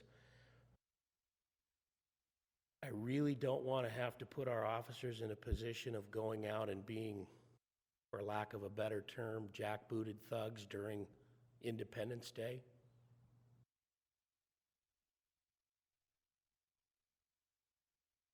And with that, I'll... Describe that a little closer. Well, Tell me that you don't want your officers to issue citations because a person is in violation of the ordinance in front of their families? Is that what you're saying? No, I'm not saying that, council member. What I'm saying is an all-out ban would mean we'd go out and we'd confiscate fireworks from on Independence Day, and we'd be put in the position of hardline enforcement. And I think what we would wind up doing is using up a great deal of positive capital that our police department has with the citizens.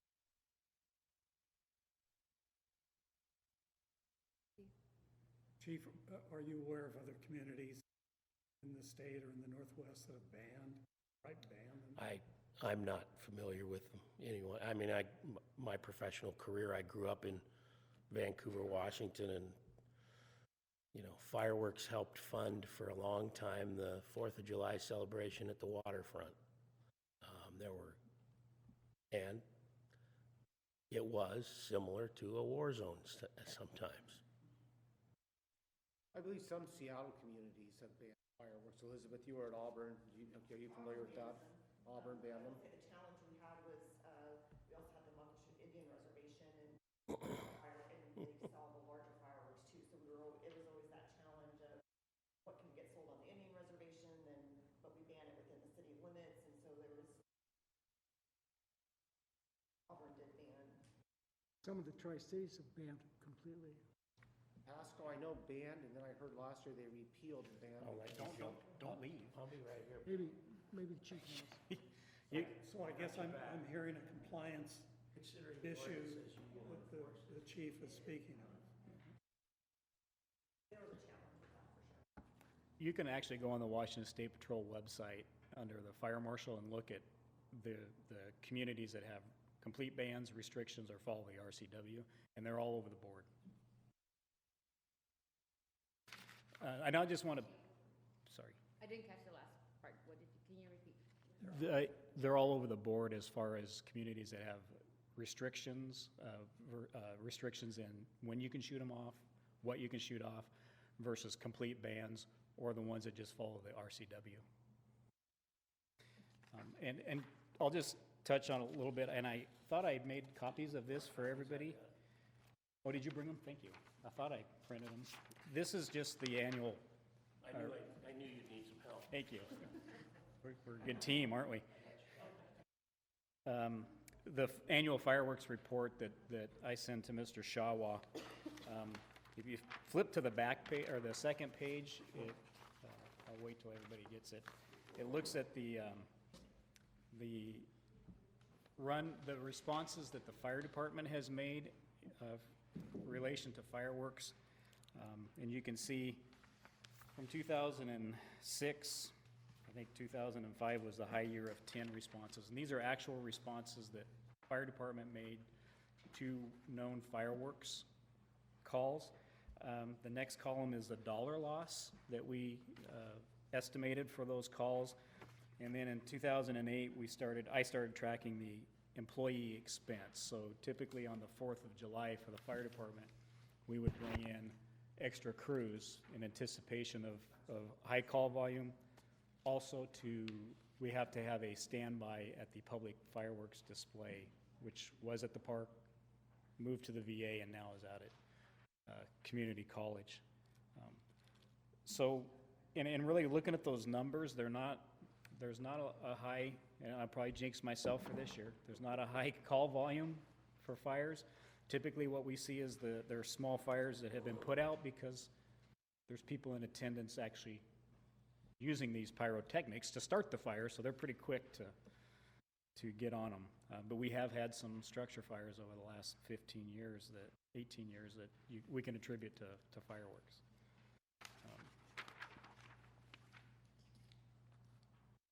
I'll turn it back over to Scott.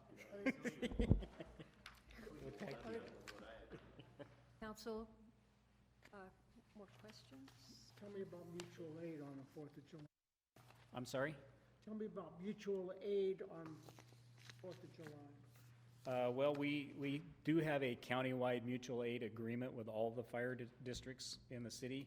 I think in my report it references, last year we had 2 mutual aid calls to the city of College Place for reported structure fires that turned out to not be structure fires, so we were canceled. We've had District 4 and College Place come into the city to assist us.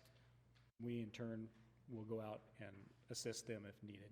Does that put us at a disadvantage during a peak season for possible fires because of fireworks that put us at a disadvantage for responding? Inside this city? Yeah, if we're out of, does that put our fire trucks, if we're on a mutual aid call, does that put us at a disadvantage if we get a call within the city? Yes, if we're out of position Yes. in District 4 or College Place as an example, and there's another call in the city, it does put us at a disadvantage. That's one of the reasons why we actually bring on a third crew on overtime to staff that. When they do the actual fireworks at community college, is Walla Walla Fire Department the only one that's there as a preemptive measure, or is also the county trucks out there?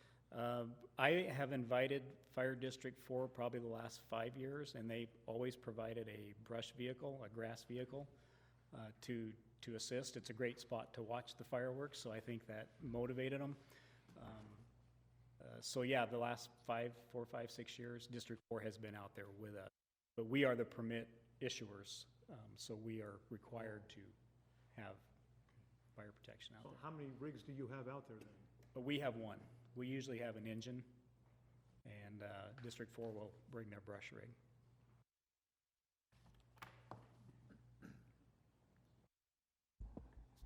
Other questions? Because I have. First is a question, though.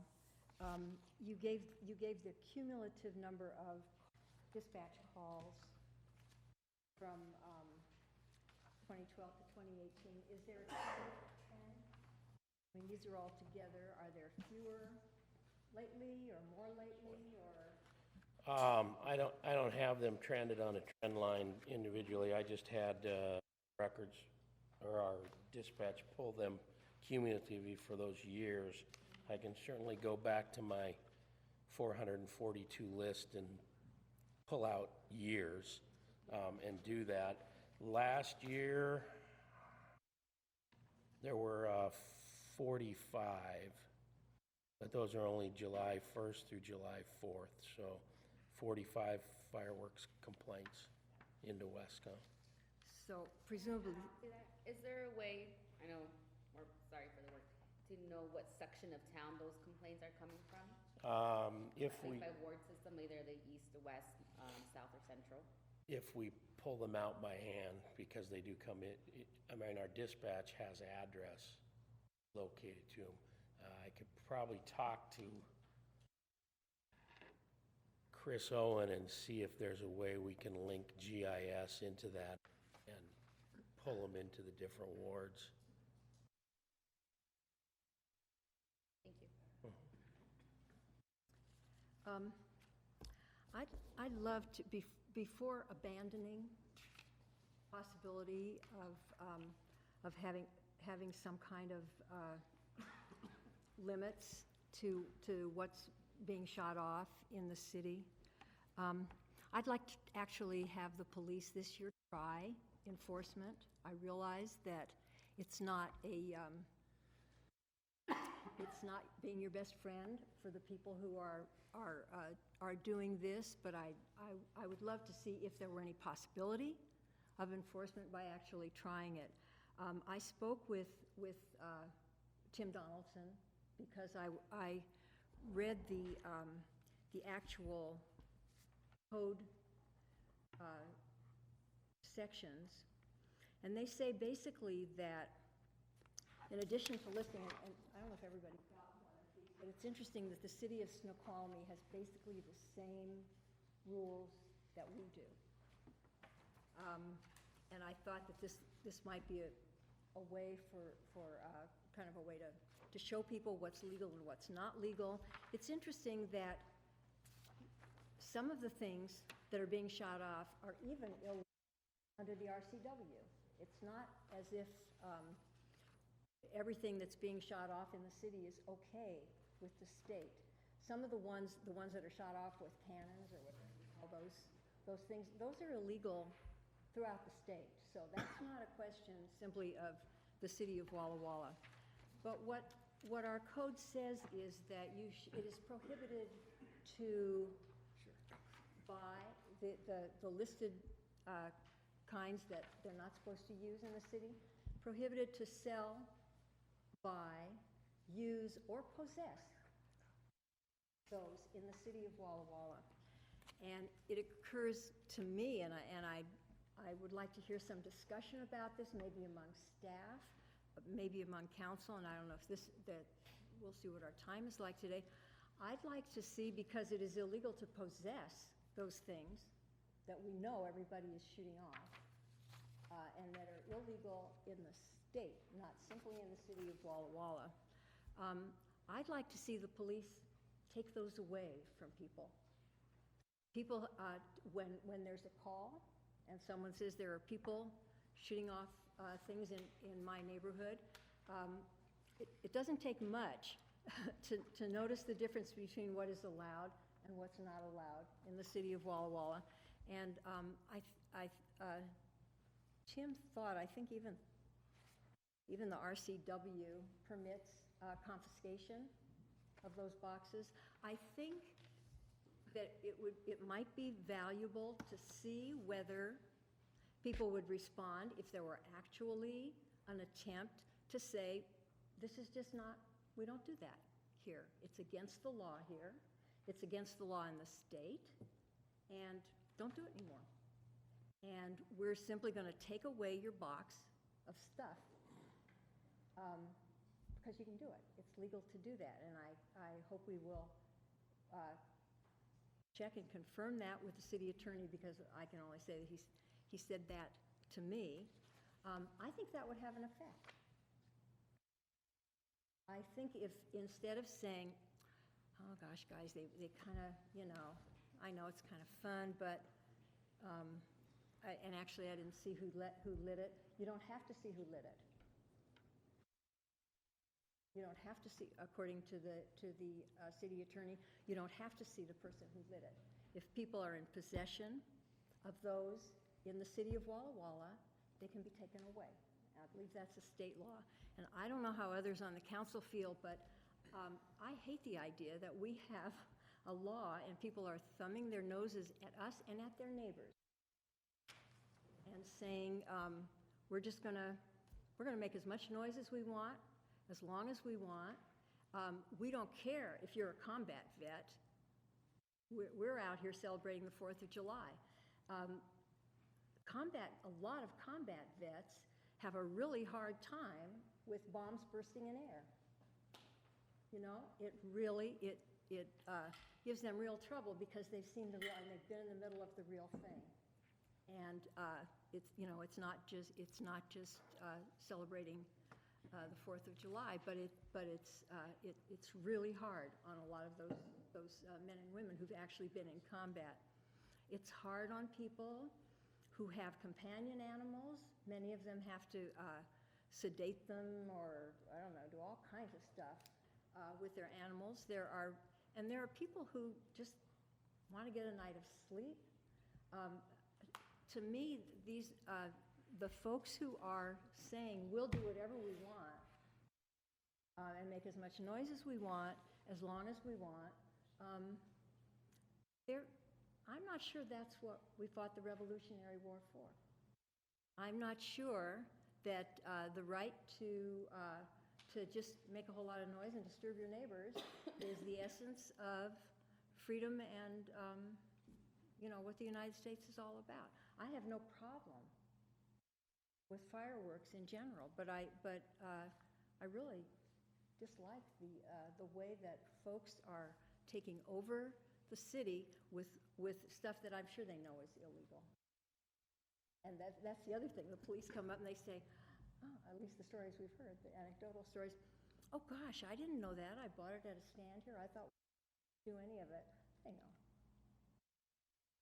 And I don't know. I'd like to hear how other, would you like to, is there any interest in the council in having an actual attempt to enforce what we're saying? You know, one of the things that came out before, and this is somewhat supportive of what you're saying, Barbara, is that, and we got stories about this and it seemed truthful, is that people have a tendency to, if they're mad at a neighbor, they always light it off at the side of the house that the neighbor lives on that they're just, that they're mad at. They just use it as an example of a way of being antagonistic. We certainly have animals that are, you know, that have a problem with it, and we have veterans that have problems with it. I know veterans that have problems. We certainly have animals that have. Some people just, you know, on the other side of the coin, we have people and families that love it, but there seems like there's a group, and it might be a minority, I don't know, but there seems to be a group of people that use it as they kind of are disrespectful of the way they treat it in their neighborhoods, and then of course there's the cleanup the day after, which seems to be an issue for a lot of people too. If you go out the following morning and the cleanup is horrible in some places. In fact, in some places even have stopped people from using, they put up signs, you know, I know the Walla High School has signs, you don't shoo them off anymore. They won't let people into their parking lots anymore because of the cleanup mess that they have. I think if we're going to have it, we have to have an enforcement issue. I think we have an enforcement problem. So just some general questions with regard to the stands that operate, some in the city, some in the county. I don't know if there are any in the city. Do we have a stand in the city? We have one stand, repeat stand in the city, which is at Albertsons parking lot, and every year we issue the permit. They have to have a permit from the state and from the city. We inspect it to make sure that they're not selling anything that's illegal by the city ordinance. All the other stands are in the county or College Place. There's only one in the city of Walla. And Chief, those that are in the county, even though they're on, I've seen them on the fairgrounds, which is county property, but perceived to be city by many people. They have to meet the same standards that the one in the city has to meet. No, they can sell whatever's legal by the, They're selling different product, but none of them are able to sell. the illegal ones. The legal Correct. Correct. To be honest with you, I don't know who inspects horses for the county. The county? Okay. We don't inspect the stands that are in the county.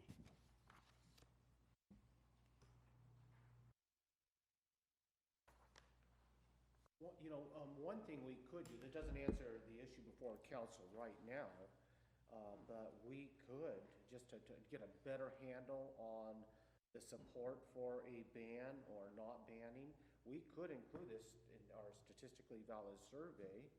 And there's nothing to say council couldn't even put it on the ballot as an advisory ballot issue in a general election to the citizens of Walla Walla. And just again, to get some feedback on how widespread the feelings are. You may be surprised one way or the other. In 16 years, we've brought this back, and we've discussed this like this about 3 times, and it's been the same thing. It's died down, and it's gone away, and we've had the same issue, and nothing has occurred. Sir, I think it's, every community I've worked in has this issue. When it comes to 4th of July, just about this time, councils are talking about the fire hazards and the noise. The enforcement issues are difficult. I mean, what the chief's describing is not easy. It's, okay, enforce the law. And now we have people, 34,000 residents across our city, many of which are in their backyards or their streets shooting fireworks. And now the police show up. Now, if it's in the backyard, are we gonna go into their backyard? I guess we could on probable cause. But now you're gonna sit there and sort through all these bags and boxes of fireworks, trying to determine what's legal or illegal. That's gonna take time, but in the meantime, all across the city, it's going off in multiple locations at once. This is you put our enforcement people in a really difficult, almost impossible situation, the level of control you're looking for. The best, and I'll say this about the noise, when you look at this, many of these devices, even in Snoqualmie, make noise. Piccolo Pete's and the fountains, they whistle, they pop, they crackle. There may be some reduction in the noise level, but you're still gonna have noise even with the legal ones. I mean, banning is, I know it's difficult, but banning is probably gonna get you to where you wanna go eventually. Even if you were to ban next year, I don't think you're gonna have a super high level of compliance. It's gonna take years to change people's habits and the way we celebrate 4th of July. Nothing's gonna happen quickly overnight to the full satisfaction of all the citizens. So one of the chief's recommendations, Chief Bieber, is that if we were to ban, we would coordinate with county and city of College Place. Have there been any overtures to those entities in the past? Any discussions at all? Not through my office, no. I think in the past, when it was informally talked about, it was said that they was interested in. I mean, it was a very informal discussion. Well, people could actually go there. It's not illegal. The ones that are not legal in the state are illegal in College Place and in the county as well, because they're illegal in the state. But people don't have to shoot them off in their own backyard. They can go to College Place or the county, out in the county. So it's not, not that we're saying there can be no fireworks. They have that option if they want to do that. It seems to me, I mean, let's look at the 25-mile-an-hour speed limit. We know that not everybody goes 25 miles an hour or even a few miles above in a 25-mile zone. We also know that a lot of people look at their speedometer because they know that they might get caught. Not that they're going to get caught for sure, but they know that there could be a cop with a radar who's going to stop them for going 35 miles an hour in a 25-mile zone. Enforcement doesn't require that every single person who's shooting off illegal fireworks that are illegal in the city of Walla Walla has to be caught. What needs to happen is enough enforcement that there's a possibility that you could be caught. I think there's no law that's enforced 100%. We know that, including those traffic laws. We don't give up on speed limits because we know there are people who go faster than the speed limit. We just keep trying and hoping that most people will be cautious about it. I don't think there's any reason we wouldn't have to go to every yard. We could simply say an adequate enforcement would be to go out and take possession of those illegal fireworks, and you don't have to look at every single one there because mostly they're in a big box or in a whole thing altogether.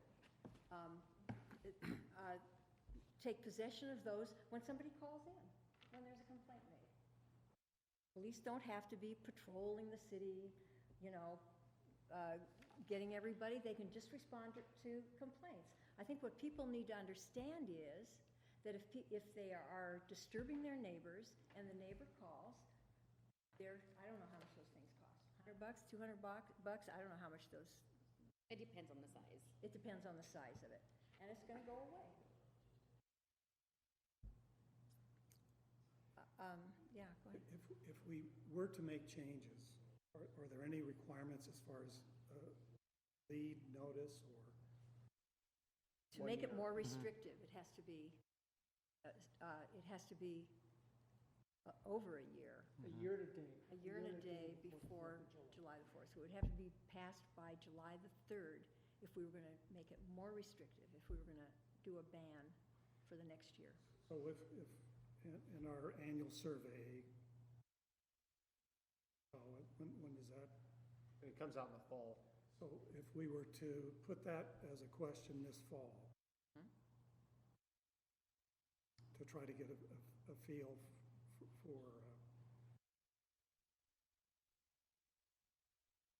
For 2021.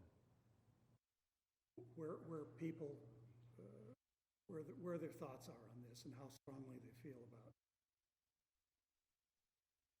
And it would, if we were to take any action after that, it would.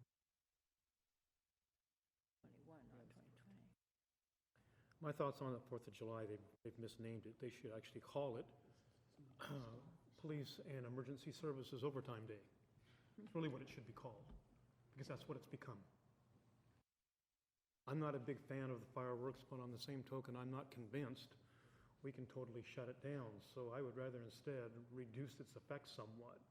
One of the things I think would be prudent is if we could join forces and have a collaboration between the City of Walla Walla, City of College Place, and Walla Walla County on what we're going to ban universally among those 3 jurisdictions. That might reduce it, because right now we're the most restrictive, but no one else is following it. If we could get those other 2 jurisdictions to go along with us, we might reduce some of the effects somewhat. Number 2, I think there's a call for us to make the people more educated on what's not allowed, to do some sort of enforcement similar to what you've mentioned. If they know that we're not just going to blow it off thinking this is totally something that we're about, it doesn't matter what our rules say, they're going to blow it off. So we need to make at least a couple of, and I sure don't want to be in the police department's place to make that happen, but I'm thinking that's the only way we're going to get anywhere. Not that I don't want to make your job harder than it already is, because I know on this issue it's hard. But I think at some point, we got to make a statement. And if we do it with 3 or 4 people, that might help to make that statement. Do you agree with that it should be renamed to Emergency Overtime Day? Your numbers don't sound like it's actually, I don't know, as big of a problem as maybe some. Well, like I mentioned earlier, we bring in a three-person crew for 3 to 5 hours. Years past, when we were at the 4th of July at the park, we did standby. We brought in 3 people on overtime for 12 hours. We've reduced that significantly over the last few years. So we bring in an engine crew in to stand by at the 4th of July display, and then the shift captain has the discretion to hold them over if they've got a heavy call volume. So we really don't see a lot of. So staffing is higher than normal, but the department dread the 4th of July? Is this a holiday for? Well, I'm sure like everybody in this room, there's mixed feelings about fireworks. I was telling Councilmember Scribner on the way in that I'm really looking forward to retirement so I can enjoy fireworks again. I don't care for them right now. They're a lot of work for me. I wasn't going to tell anybody you said that. I can't keep a secret even on myself. So there's a mixed bag, but I wouldn't say that the fire crews dread the 4th of July. As far as impacting their job responsibilities. And the history is not showing that here in Walla Walla. Like I said, probably. Ours does, though. Yeah. I mean, we have a patrol contingency out there to handle the regular calls for service.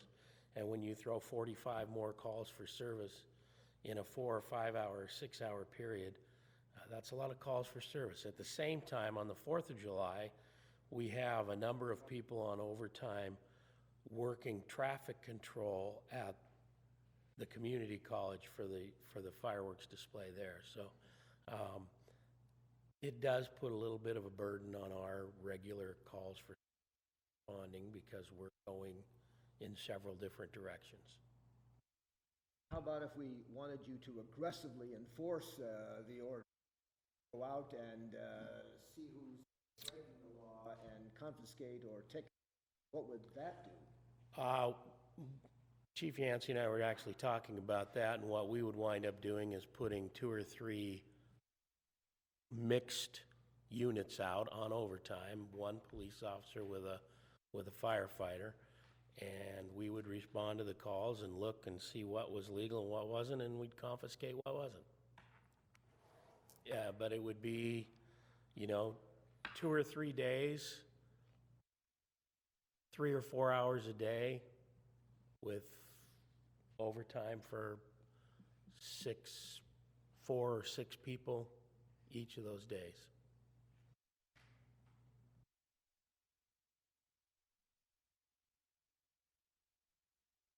I think, Your Honor, that the binary, and that is you either like them and want to shoot them off, or you don't like them for a variety of reasons. I think that I'm persuaded, at least presently, I could change my mind, but from what Mr. Shawa said, looking at the Snoqualmie, which I understand is very similar to Walla Walla, a lot of the very legal fireworks still make noise. And some of the people, for reasons that Your Honor stated, who take offense will take offense if the people in Walla Walla just set off the legal fireworks. So that's not going to make the problem go away, which is why I say I think it's binary, and that is you either have fireworks, and I'm persuaded by what Chief Beaver said, we'd probably just, to make it easier, et cetera, to go with the state, with what the county and College Place do. And I know, Your Honor, that from your perspective, that would allow noisier or larger, and you wouldn't like that, and a lot of other people might not, but for enforcement purposes, et cetera, I think that would simplify things, at least from an enforcement perspective and an understanding perspective. But again, this binary, it's just you like them or you don't like them. And I think going forward, I was going to ask the question, why are we having this discussion? That's because some like them and some don't. I think at some point we should put on our agenda a formal discussion about, do we have fireworks? Or do we prohibit fireworks? And we can tie that in with what Councilmember Moss suggested, and add that question this fall to the survey that goes out. So we can start the process, which is an educational process. I would imagine that if you stopped 10, 100, I don't know how many people on the street, and asked them to describe what Walla Walla's statute is with, or ordinance is with respect to fireworks, and how does it compare with the state or College Place or the county, they'd say, I don't know. I mean, in the first place, I think it's an educational issue. So let's start the process.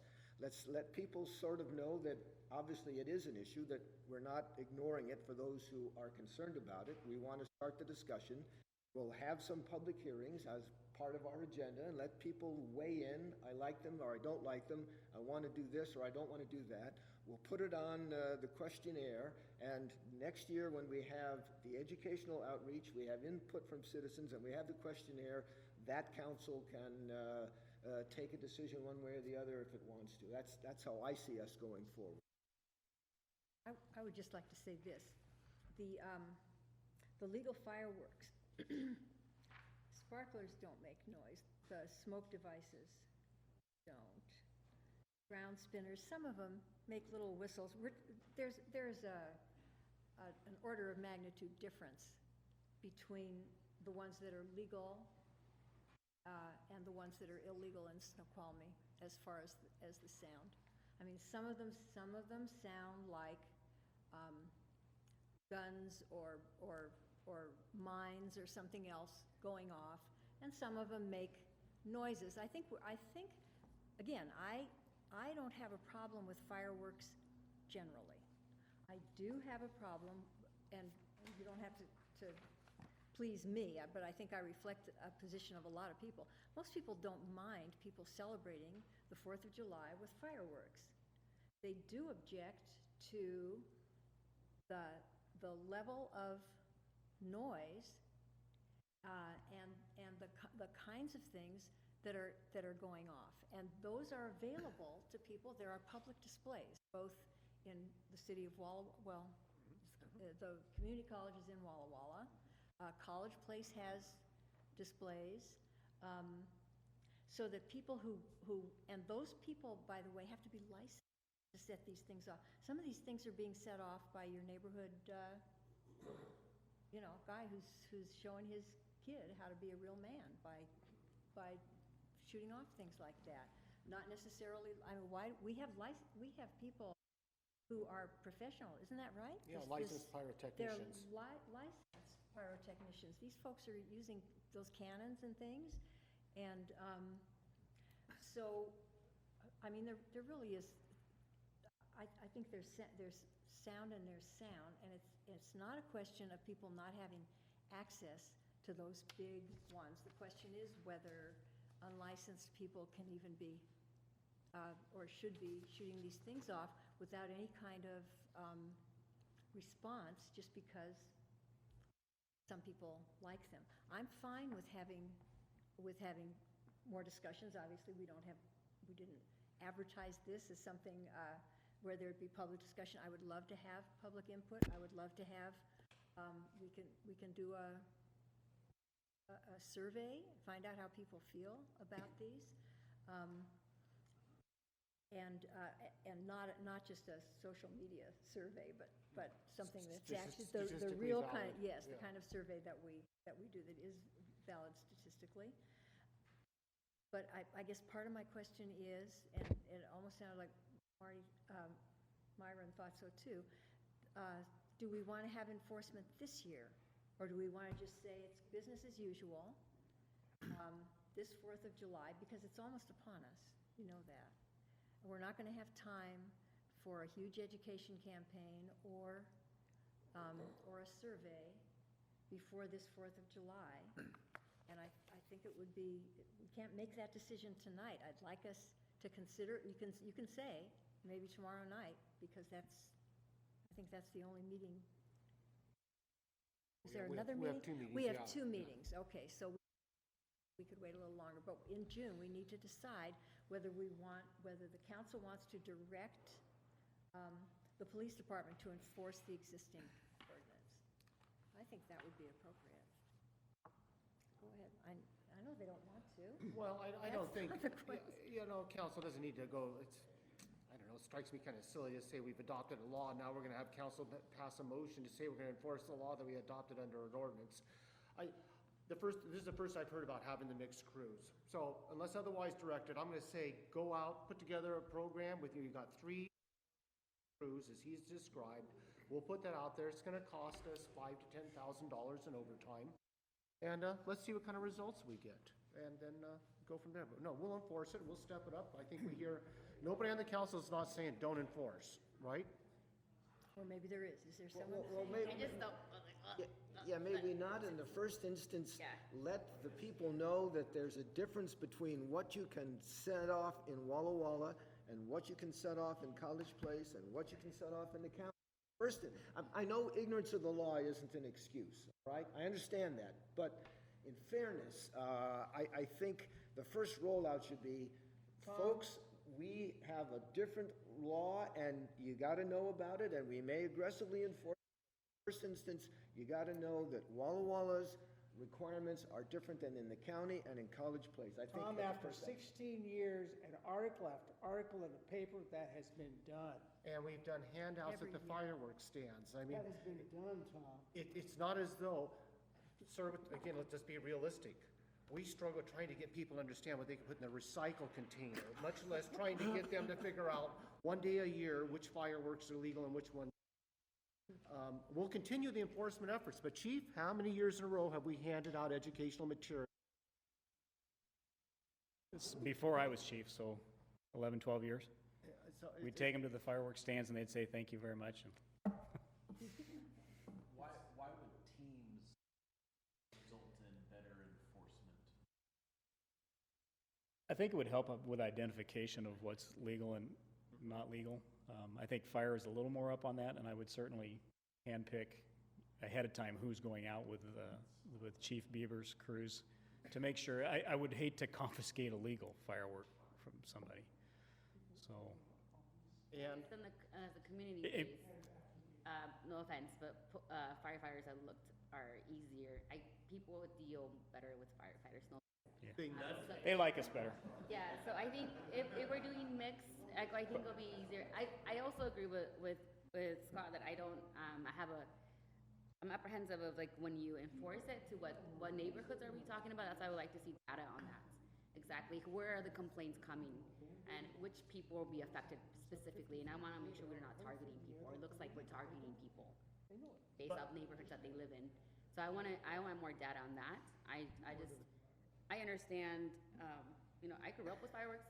We used to put them on our heads in Mexico, and nobody ever got hurt. I love them. I personally, now I do, whatever.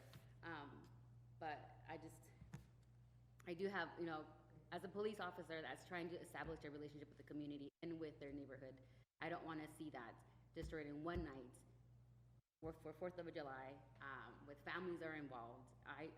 And I don't want to see, especially as a student, my students going around, I don't want my students to believe, or students to perceive that cops are here just to, take away things.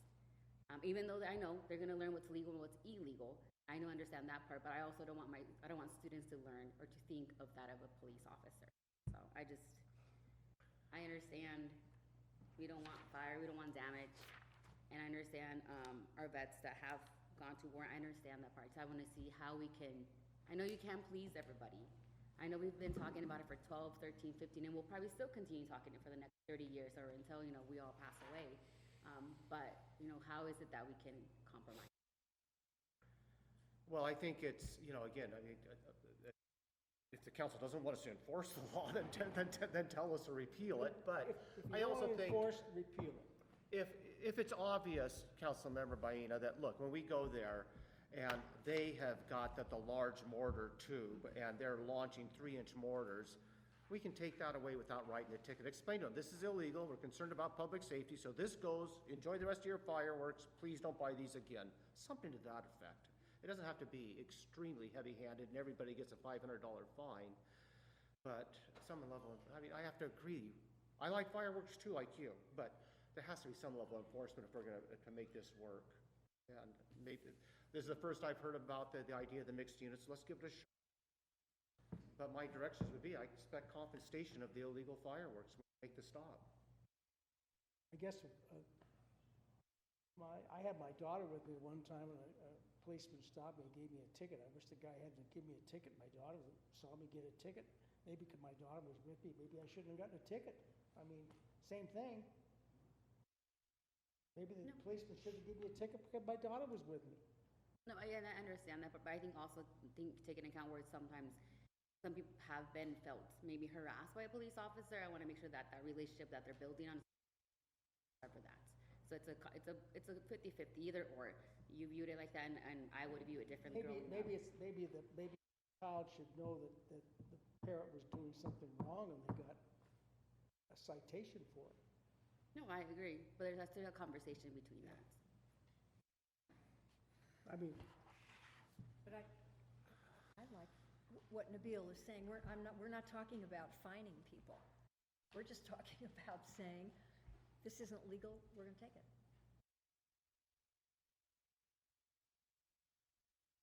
No, I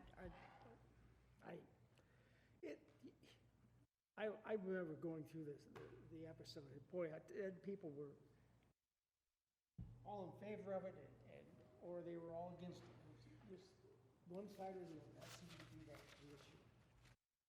Binary. Yeah, it was binary. There was no problem about it. So there are fireworks that are legal too. Yes. And people were using they didn't understand when they went to the fairgrounds that was not in the city, and they didn't understand when they went to the trailer on Eastgate off by New York store. the New York store, that's in the county, and then bringing it in, and they didn't understand that. They didn't understand when they brought fireworks from the reservation, and they brought fireworks from Montana, that it was not really what we could be firing off from Montana. They didn't understand when they went 120 feet in the air, that it wasn't really something, that was something that didn't go 18 inches off the ground, and there was a difference between 18 inches and 120 feet. They just didn't understand that, and it was a little bit different, but the kids liked it. They enjoyed it. And it's Independence Day, and how could you give me something on Independence Day that made me feel independent? Well, I'm not going to ask not enforce something that's on the books. Personally, I would probably vote to repeal rather than certainly expand these restrictions, but it's an odd position to be in, debating should we or should we not enforce a law. I think that if people were to experience that enforcement, find out that highly unpopular law. Possessing something that can shoot up into the air and explode, even being, I think we will soon discover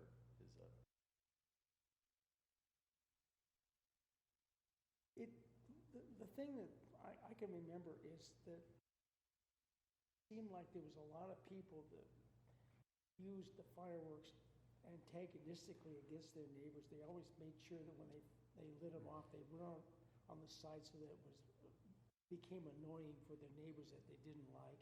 Those types of things happened a lot. I mean, there's all kinds of examples. Yeah. I don't know how far you're going to regulate that.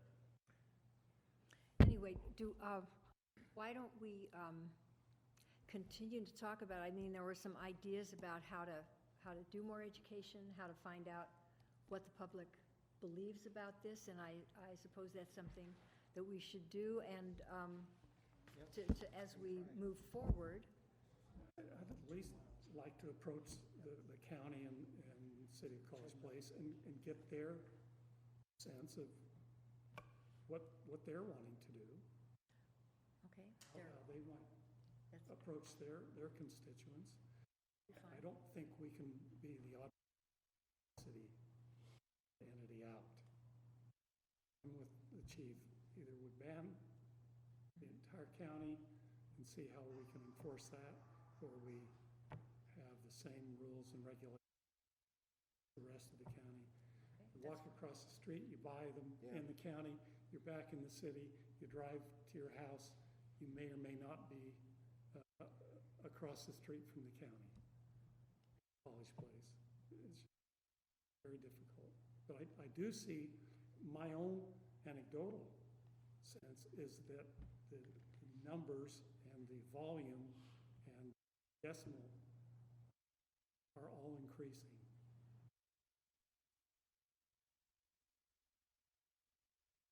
Are we ready to adjourn?